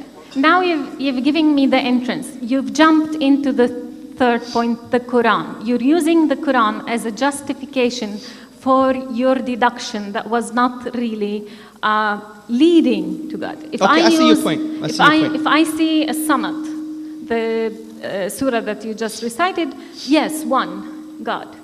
But you've used the Quran. I want to reach to the Allah before I reach the Quran. Okay, this is precisely the point. What you have to understand is that we didn't reach to the Quran. Remember, we did the conceptual analysis. We found out what the essential attributes are, and then because we're justifying the existence of God, and in the Islamic tradition it's Allah, does our reason correspond to what the Quran says? I never started with the Quran, then ended with reason. I started with reason, then ended with the Quran. Jazakallah khair.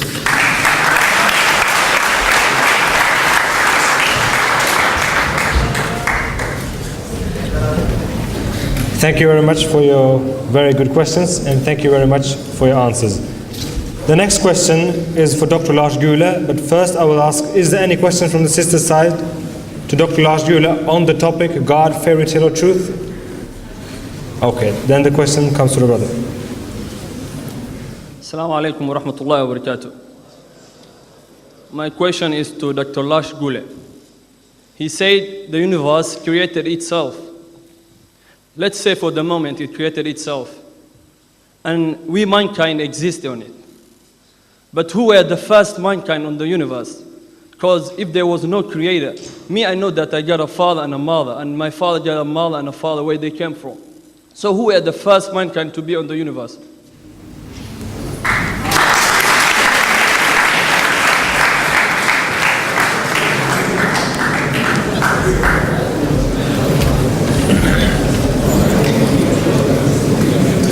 Well, this question also relates to what Hamza has said, that nothing comes from nothing. So there needs to be a creator. But what about God? Oh, God comes from nothing, or God is eternal. God, then you have used wordplay. Then you have simply used wordplay to make a definition of God that says that it is the uncaused cause. As a philosopher, with a scientific approach to reality, there is nothing wrong in saying with equal logical force that the universe caused itself, created itself. There is absolutely no way that you can say that it is wrong. And science is presenting answers to how that could be done. That is what modern cosmology is all about. Do they have an answer? Yeah, they have some. Are they satisfactory? To some. And to other scientists, they're not satisfactory. Are they difficult to understand? Oh, yes, indeed. Much more difficult to understand than the concept of God and the Creator God. But the point here is that we are still investigating. These are questions that can be researched. They can be investigated. They can eventually be formulated in ways that will make it possible for us to test them. Then we can conduct experiments. And then we will say, well, no, there is something wrong here. Okay, we have a new generation of scientists and they will look for new answers. This is science. Science never ends. Science continues to look for even better answers. When you say it's God, you have found the final answer. There is nothing more to talk about. Read the Quran and you know everything. Sorry, it doesn't work like that. And if it was that the Quran revealed the inner workings of the cells of semen and the female egg and contraception, why didn't Muslims understand this so much better than everybody else and actually advance science in this regard? Why is it that you always say, oh, now we can see how far advanced the Quran was? Why didn't they understand that 100 years ago? Why didn't they see that here, look, scientists in Europe at the universities, look here and here. Put your microscope here and do what the Quran says. There wasn't a Muslim scientist who said that. You have hundreds of prophets who have made the most strange and interesting and ludicrous and wonderful prophecies.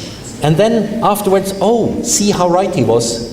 And then another 100 years, see how totally wrong he was. These kinds of arguments, you look back, you put it into an already established frame of interpretation. This is apologetics. Has nothing to do with scientific or logical proof for God. On the contrary, you are showing how futile the exercise of proving the existence of God is by using the Quran the way Hamza has done here today.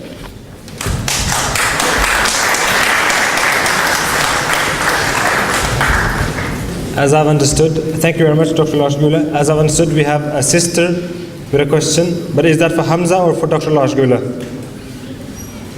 Okay, no question. Do we have a question for Hamza on the topic God, fairy tale or truth?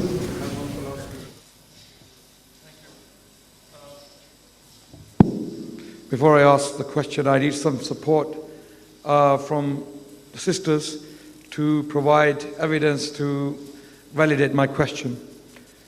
If the camera can turn towards the sisters, please. Sisters, I'll ask you 3 questions to clarify the picture. Some points were raised by Dr. Gule.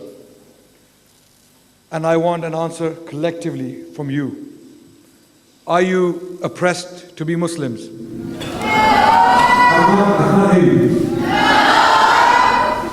Did anyone force you to wear hijab? No. Would you give up Islam for anything? No. Okay, this is the miracle of Islam.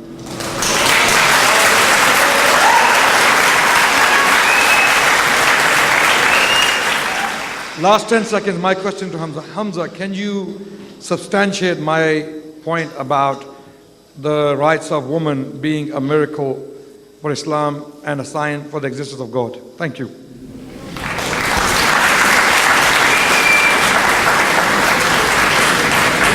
Thank you very much for your beautiful question. But as the chairman, I must say that please make it within 40 seconds. Okay, that's a very good question, and thank you, sisters. Jazakallah khair. Basically, first and foremost, I'd like to make a point about apologetics. I think the one who sounds like a man full of faith, like a man who's a religious fanatic, is Dr. Gule today. Because he says, the cosmologists are giving us answers, we just have to pray and wait for them. This is what he's saying. The scientists have the answers, I don't know what they are, but I believe in them. Doesn't that sound like a religious fanatic to you? Honestly, I mean, I am totally shocked. I'm bedazzled. I'm flabbergasted. I am shocked at the level of approach that you've taken to this debate. You offended women, nothing to do with God. You offended other things, nothing to do with God. You repeat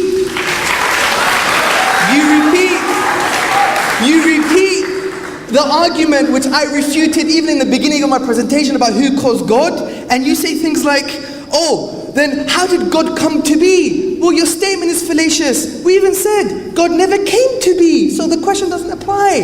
And also by rational necessity must be uncaused, because I gave the example of giving you a kiss. Do you want that kiss or something? So the point I'm trying to say is, yes, Adnan, thank you very much. I think with regards to the women pre-Islamic Arabia, there used to be a flag on a woman's tent when any man could go inside and sleep with her. Something that's very similar to liberal Western society with prostitution. There's 80,000 prostitutes in England. The government are doing nothing about it. Islam honors the woman and says, we're going to stop this and we have to honor the woman. And that's the reality of Islam. The Prophet Muhammad sallallahu alaihi wasallam said, the best of you in faith are the one who are best to their wives. Do we hear this from David Cameron and Obama? We don't hear none of this.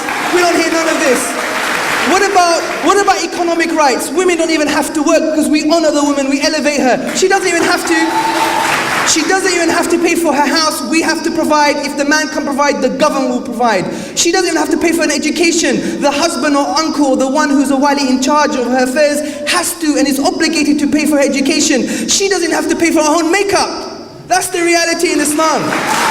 And I ask you the question, in which liberal society do we have? Is David Cameron giving money to the homeless women? 50 to 80,000 homeless people in England. Where is the money? The bankers get away with everything, but we can't take the money from the bankers who even stole our own taxes to provide and honor the women and families. This is the reality of individualism, which is the basis of your society, which is liberalism. I would challenge anybody today. I would even make sure that we're here until 1 in the morning. I'll debate on liberalism and show how individualism is the most disgusting thing that came in this society because it caused excessive greed. What's happening in Somalia? There's 10 million people starving because of food. But we have 10 million people dying because of obesity, fat chips, KFC, chicken, pizzas in America. They're dying of too much food, but in Somalia they're dying of no food. It's nothing to do with too many needs and not enough resources. That's an outdated geopolitical myth. The reality is the distribution of resources. Who solved that problem? Zakah, sadaqah.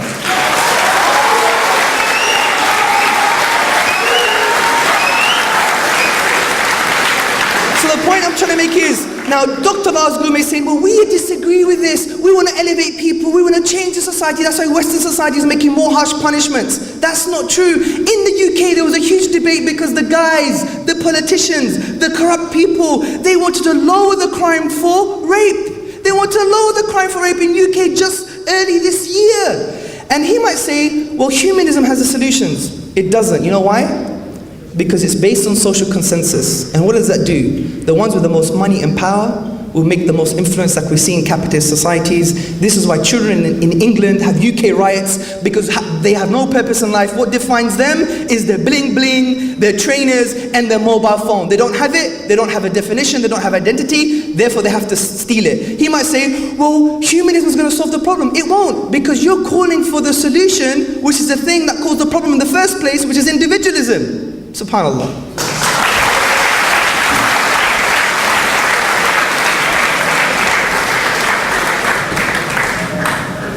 Jazakallah khair. Thank you very much, Hamza, for your great answer. Now the next question is for Dr. Lars Gule on the topic God, fairy tale or truth. Assalamu alaikum. My name is Majid. I'm a student. In the speech, in the first, you told that in the Quran it's mentioned that the earth was flat, and you have probably read the Quran, so can you tell me where you found that statement or surah?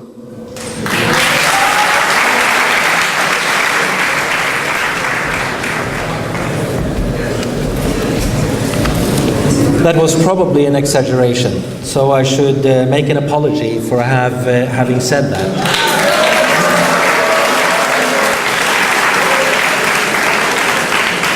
But I won't, because it seems to be correct. So the general point here is that there is a lot said in the Quran that is disproved by modern science. And you cannot pick and choose and say that the Quran proves science on the one hand and then ignore all the other examples that does not fit with modern science. And those of you who read the Quran can look for yourself. I do not spend much time on looking at the Quran. But can you mention some examples? Yes, now I've been challenged, so I will go and find those things and I can post them on, But you are a reader of the Quran, it's very interesting. There is some parts of the Bible I studied. And it's very interesting to hear Christians say, this and this and this is in the Bible. Yes, because I've read it. And I say, well, this and this is also in the Bible. And I say, no, I never read that. Well, go and look. And it's there. And what I'm saying is also there. I am not a Hafiz. I have never memorized the Quran. We have other people here. Now, what kind of miracle in view of women's rights do the Quran represent? An increase of women's rights according to certain practices in the Arab Peninsula at the time of Muhammad? Probably, but not necessarily quite that simple. And the question remains, and this is, and I am also amazed at the level of rhetoric. If I am accused of being a religious fanatic here, what then is Hamza with his level of rhetoric, who has consistently avoided the challenge of explaining why Islam is not practiced by Muslims? Why is women oppressed? You are saying that you are free, and there are millions of Muslim women who are saying they are oppressed. They are in Pakistan, they are in Bangladesh, they are in Saudi Arabia, they are in Syria, they are in Palestine, they are in Jordan, they are in Morocco, they are in Algeria, they are in the Sudan. You find them all over the Muslim world. Millions of women who, when asked, will tell you that they are oppressed, not allowed to do this and that. And then he comes with, oh, we exalt the woman. To be exalted means that you respect people's inherent dignity and their right to choose for themselves. And this is what is lacking in so many Muslim countries.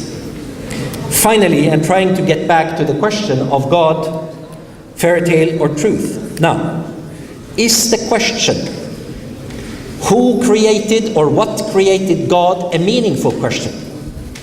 Is it a question that, well, yes, we can reflect on that question? Is it a question that has an answer? Yes, Hamza has answered it, and he says it's a question that has the answer that God was not created because God exists from eternity to eternity. Fine, it's an answer. It's not an answer I like or accept, but the point is that you can give the same answer about the universe, that it created itself or existed from eternity. Well, it necessarily did, because modern cosmology, in some varieties, says that it was nothing before the universe came into being. That it was nothing, not even God.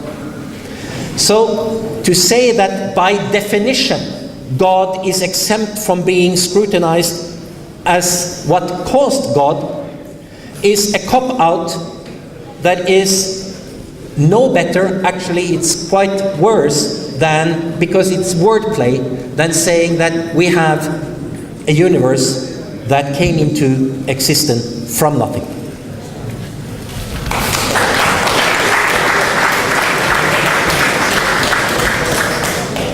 Thank you very much for your answer. The next question is for Hamza, and it may be the last question. We'll see. My question is, to Hamza, the doctor mentioned that this universe created itself, and in another occasion he mentioned other possible universes. Does this have any scientific or rational basis? Okay, thank you very much.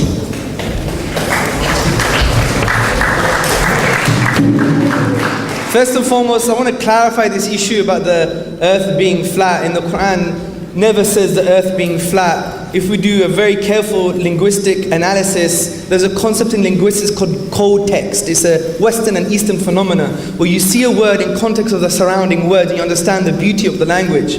For example, the Quran mentions earth in various places in various ways, and also says the earth has been spread. With regards to a lot of places on the earth are flat for us to be able to walk on, but with specific regard of the earth is round, the Quran says in chapter 39 verse 5, He created the universe, the heavens and the earth for truth. He wraps the night in the day and wraps the day in the night. The word here in Arabic to wrap is takwir. And takwir means, if you go to the classical dictionaries, you see the wrapping of a turban. Does that indicate the roundness of the earth to you, or the flatness of the earth? Anyway, the point about the createness, did God get created? Again, you're making a big hole for yourself. The point is this, I agree it was a question, I gave an answer, and the answers were, God never began to exist. The answers were, by rational necessity there must be an uncaused cause because of the absurdity of infinite regress. You have to answer the question because we've got so much philosophical, mathematical, cosmological, scientific, and physical evidence to show that the universe began to exist. You are trying to say to the audience, you're talking about magic and conspiracy. Everybody, when things begin to exist, they never have a cause. Can we believe such a thing? Let's have a show of hands. I know you don't want to play by authority, but just for the taste of the day. Put your hands up if you believe if something begins to exist, never has a cause. Your wife has to back you up, I guess. Now, just to make this much better, just to be on the side of the atheist, because I don't think he's doing a very good job for the atheist, by the way. Because let me try and be an atheist. I'm going to put my atheist hat on. If I was an atheist, I would have said, you know what? In quantum mechanics, there are subatomic events that come into the vacuum without any corresponding causes. So things can come into being without any causes. That is a valid argument in physics, but we could refute it as well, because the vacuum is not nothing. It's a sea of fluctuating energy. Many physicists are adopting a deterministic approach, saying these events actually do have causes. So I could even sit here and argue with myself because he's not doing a very good job. But with regards to it could have been multi-universes, we could have came from another set of universes. Well, the question is, we have to explain those universes. If they're multi-universe, an infinite set of universes, first and foremost, you can't have an infinite regress. That doesn't make sense. The multiverse, in the words of the philosopher of science, John Polkinghorne, he said the multiverse theory is a religious theory. It has no physical evidence. It's just metaphysics. It's just philosophical mumbo-jumbo. It's just something that some of the scientists have adopted to move God out of the question. Let's push him away for a bit. So in the multiverse theory also doesn't make sense, because for multiverses to come into being requires fine-tuning. Think about it. Multiverses to come into being require design and fine-tuning. So the multiverse approach, the who created God approach, is all fallacious. I hope I've explained it. Let's not go around in circles. Let's move the debate to something more useful, like talking about the existence of God instead of politics. Thank you.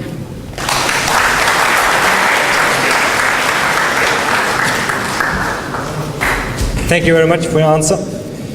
According to our schedule, the time is really up. So what we're going to do, we're going to end the question and answer session right now, and then Dr. Lars Gule will have 10 minutes to give his final rebuttal, and then Hamza will have 10 minutes to give his final rebuttal, and then we will conclude with some formal conclusion. Dr. Lars Gule, your final 10 minutes.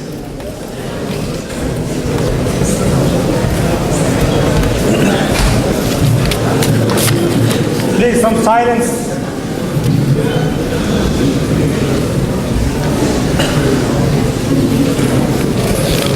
I think this is an important debate, philosophically speaking. It is a debate about the basis on our convictions, our worldviews, and therefore they have great bearing, as I've also tried to say in my introduction, bearing on our moral values, how we argue, and how we represent these values. Therefore, what is seemingly a strange philosophical question without much practical use turns out to be of great importance when it comes to understanding how we, the next time around, and I expect that might be the next debate I'm invited for, is to argue about the basis of values.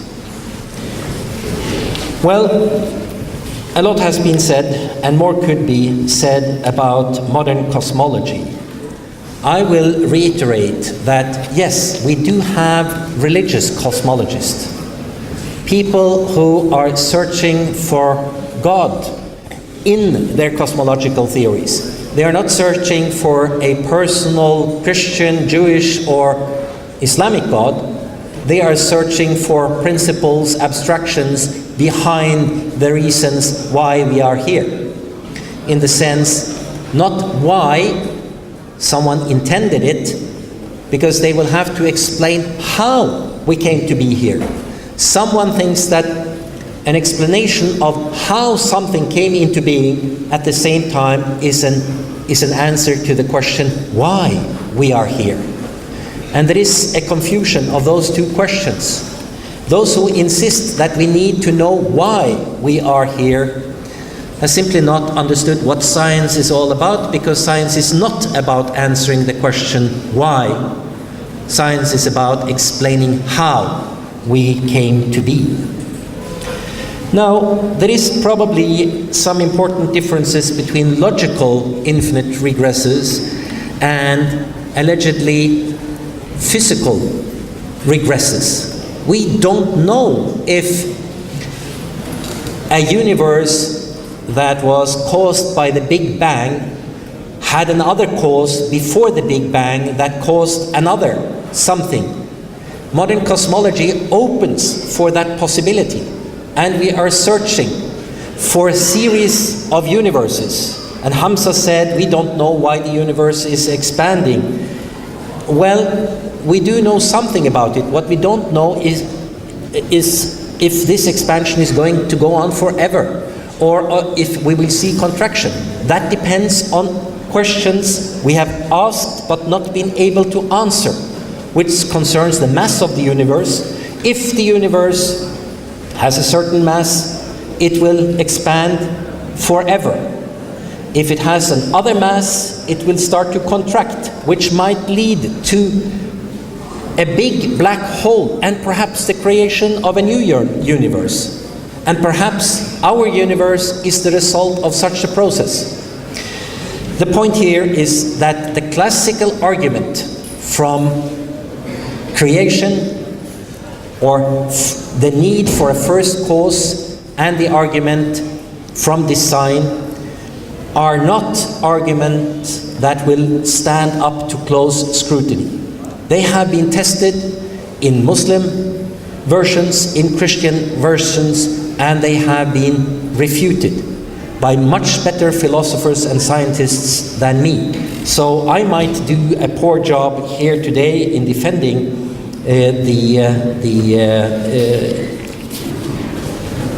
my answer to this question. It doesn't mean that better answers does not exist, although you might not have heard the best arguments here tonight. Now, we could probably go on and argue about this. I think the fact that we had the argument, and that this was a first in Norwegian history, that a humanist atheist was invited to a very conservative, some would say fundamentalist, I would probably say Salafi, Muslim congregation, is in itself valuable. And the fact that we are able to meet, even in a harsh debate about these questions, and you think it's so important that you are live streaming it and will post it on your websites and YouTube, and I don't know where it will not end up eventually. Dare I travel back to the Middle East afterwards? Ooh. I think this is a valuable contribution to two things. Number one, the understanding between different life stances in Norway. This is extremely important. You have seen that an atheist can come and argue without biting your heads off. I have seen, and through the live transmission here and the publicity that this meeting has received and will receive, you have seen, or other Norwegians have seen, that it is absolutely possible to sit down and argue, even on the most basic and, for some, most important questions, the existence of God or not. That in itself is valuable. I don't think we can say that we have come to a final conclusion on the question, but the fact that we had the debate is something that I applaud and thank you for. Thank you very much.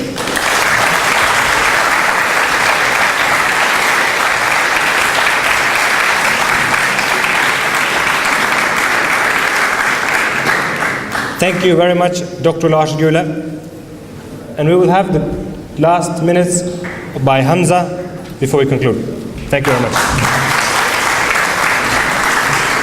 Brothers and sisters, ladies and gentlemen, I'd like to thank you all for your time and your patience. It's been a very interesting debate. I think if we learn anything from today's debate is that people can come together. Because what happened, the disaster and the tragedy what happened in Oslo just a while ago was something that doesn't belong to secularism, that something doesn't belong to religion, it belongs to insanity. And we have shown, as human beings, we can connect with each other, even if it's a bit loud, even if it's a bit rhetorical, and even if it's a bit outdated. But the point is, we can come together and connect in this way, which is one of the good things about Norwegian societies. For that, please give yourselves a round of applause.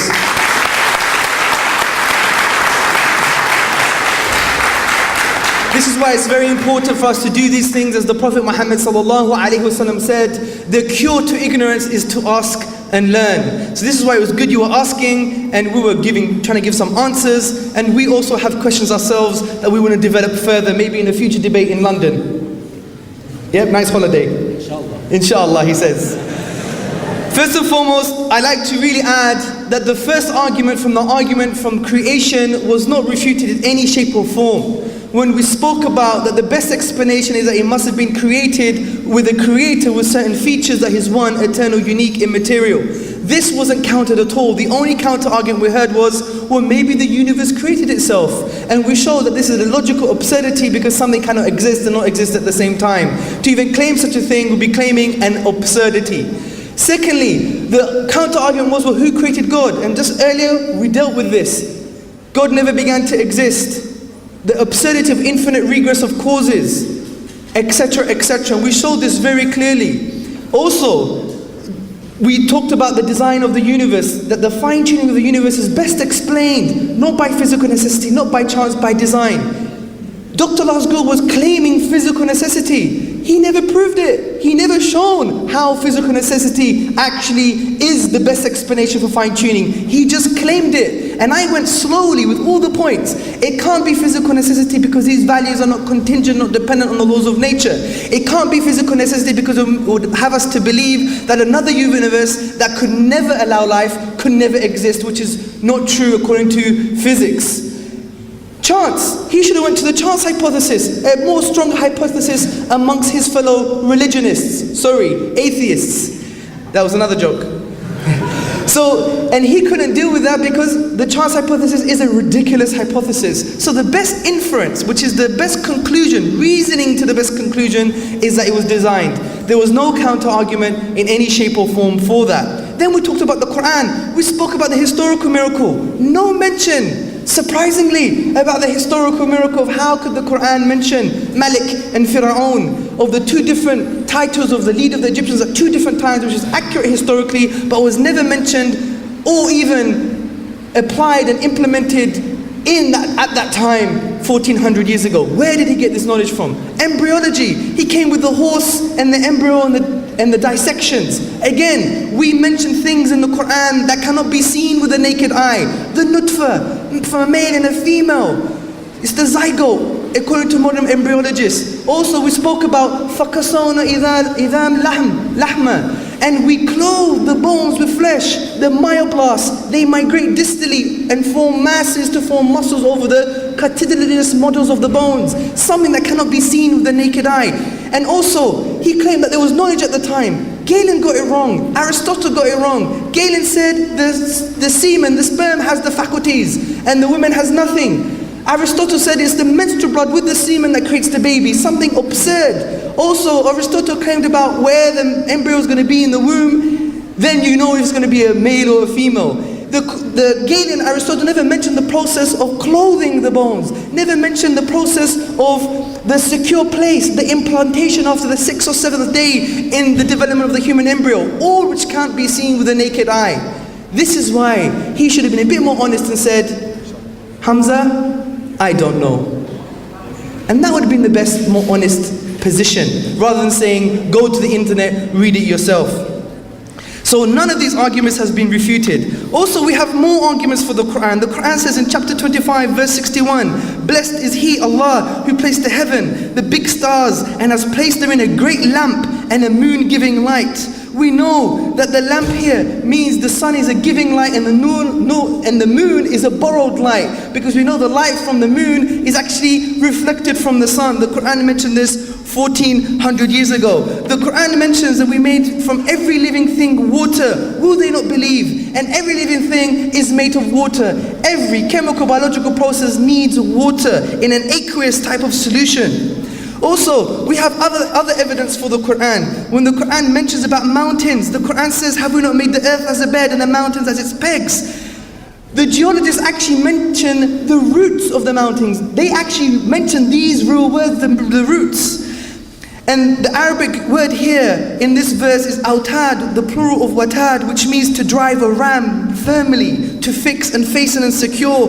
And these pegs or stakes are driven into the ground, similar an anchor to a tent in the deep foundations of the geological falls.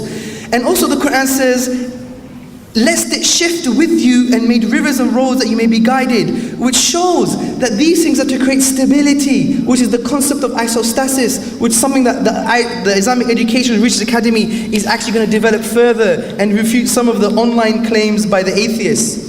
But I want to end, brothers and sisters, by saying this. The Quran has the final say in a very eloquent way.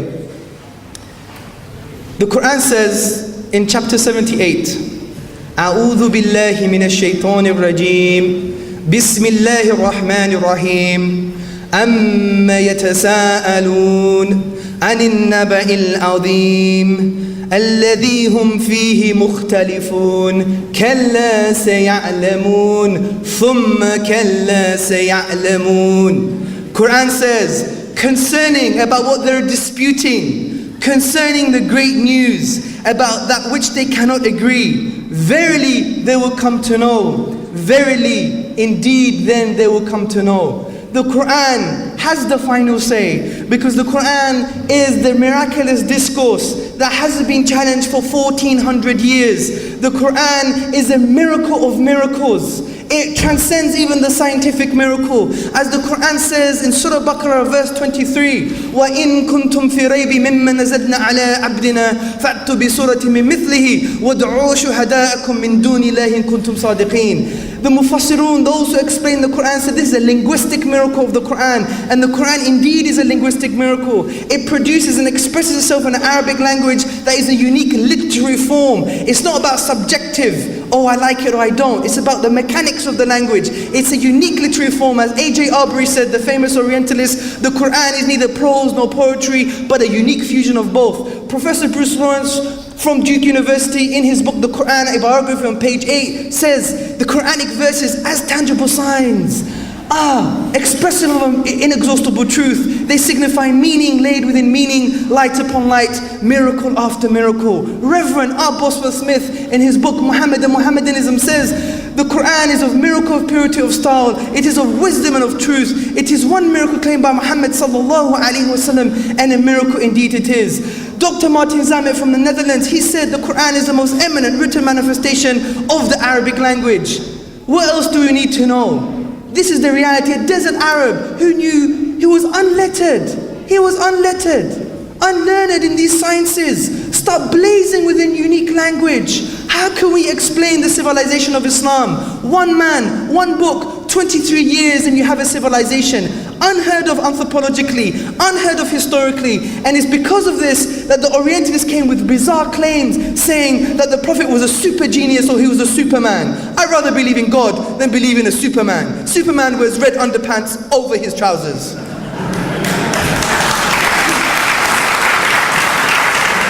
And finally, we have to realize, although this was a talk about God's existence, which I think we dealt with very nicely, we know that Islamic civilization is here to make good humanity. Quran says, أُخْرِجَتْ لِلنَّاسِ, for the people, not from the people. Muslims should be a mercy. He claimed that in Pakistan women are oppressed. Do you know why women are oppressed? Not because of Islam, because of an absence of Islam. Because the colonial period, in the colonial period when the British came along, one minute.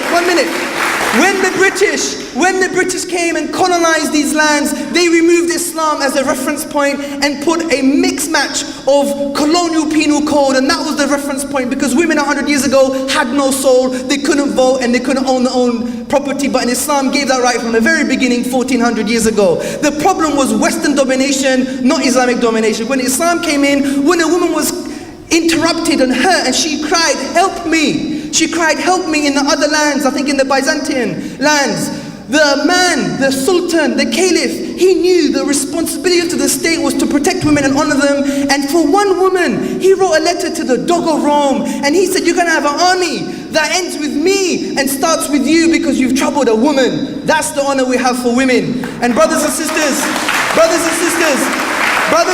friends, just to end, don't be arrogant with your tradition.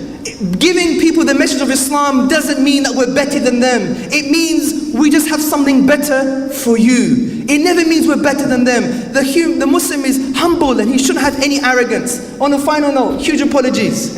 On a final note, the Quran, inshallah, if implemented in the Muslim lands, will have justice. What does the Quran say about justice? يَا أَيُّهَا الَّذِينَ آمَنُوا كُنُوا قَوَّمِينَ لِلَّهِ شُهَدَاءَ بِالْقِسْطِ وَلَا يَجْرِمَنَّكُمْ شَنَآنُ قَوْمٍ لَعَلَّ تَعْدِلُوا. O you who believe, be steadfast witnesses in God for justice. Do not let the hatred of others make you swerve away from justice. Be just, for that's closer to your duty to God.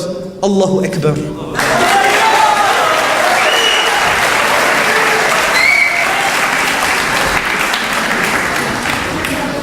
Jazakallah khair, Brother Hamza, for your final rebuttal.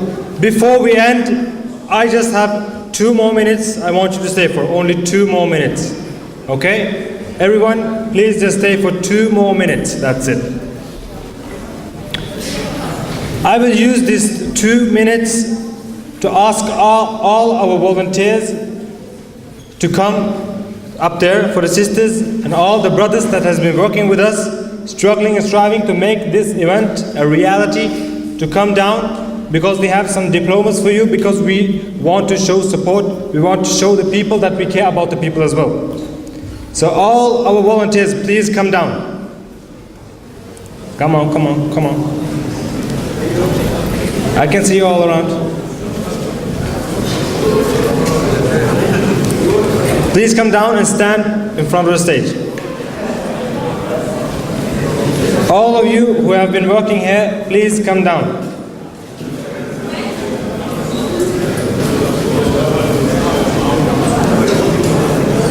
It has been a great pleasure to have Dr. Lars Gule here with us for this fantastic debate.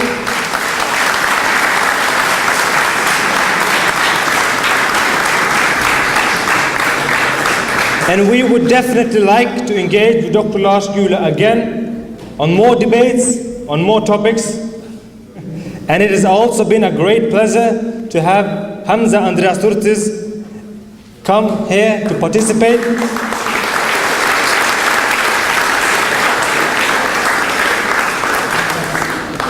And we will also like to have Hamza again. And we will also like to thank Brother Adnan Rashid for his beautiful lecture yesterday.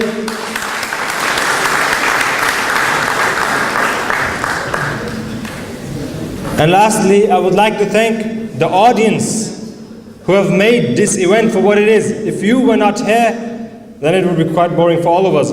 So give a round of applause for yourself.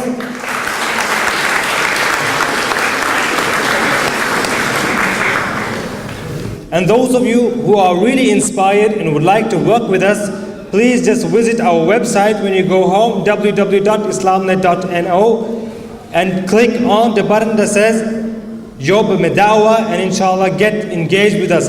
Thank you all for having us here. Jazakallah khair. Assalamu alaikum wa rahmatullahi wa barakatuh.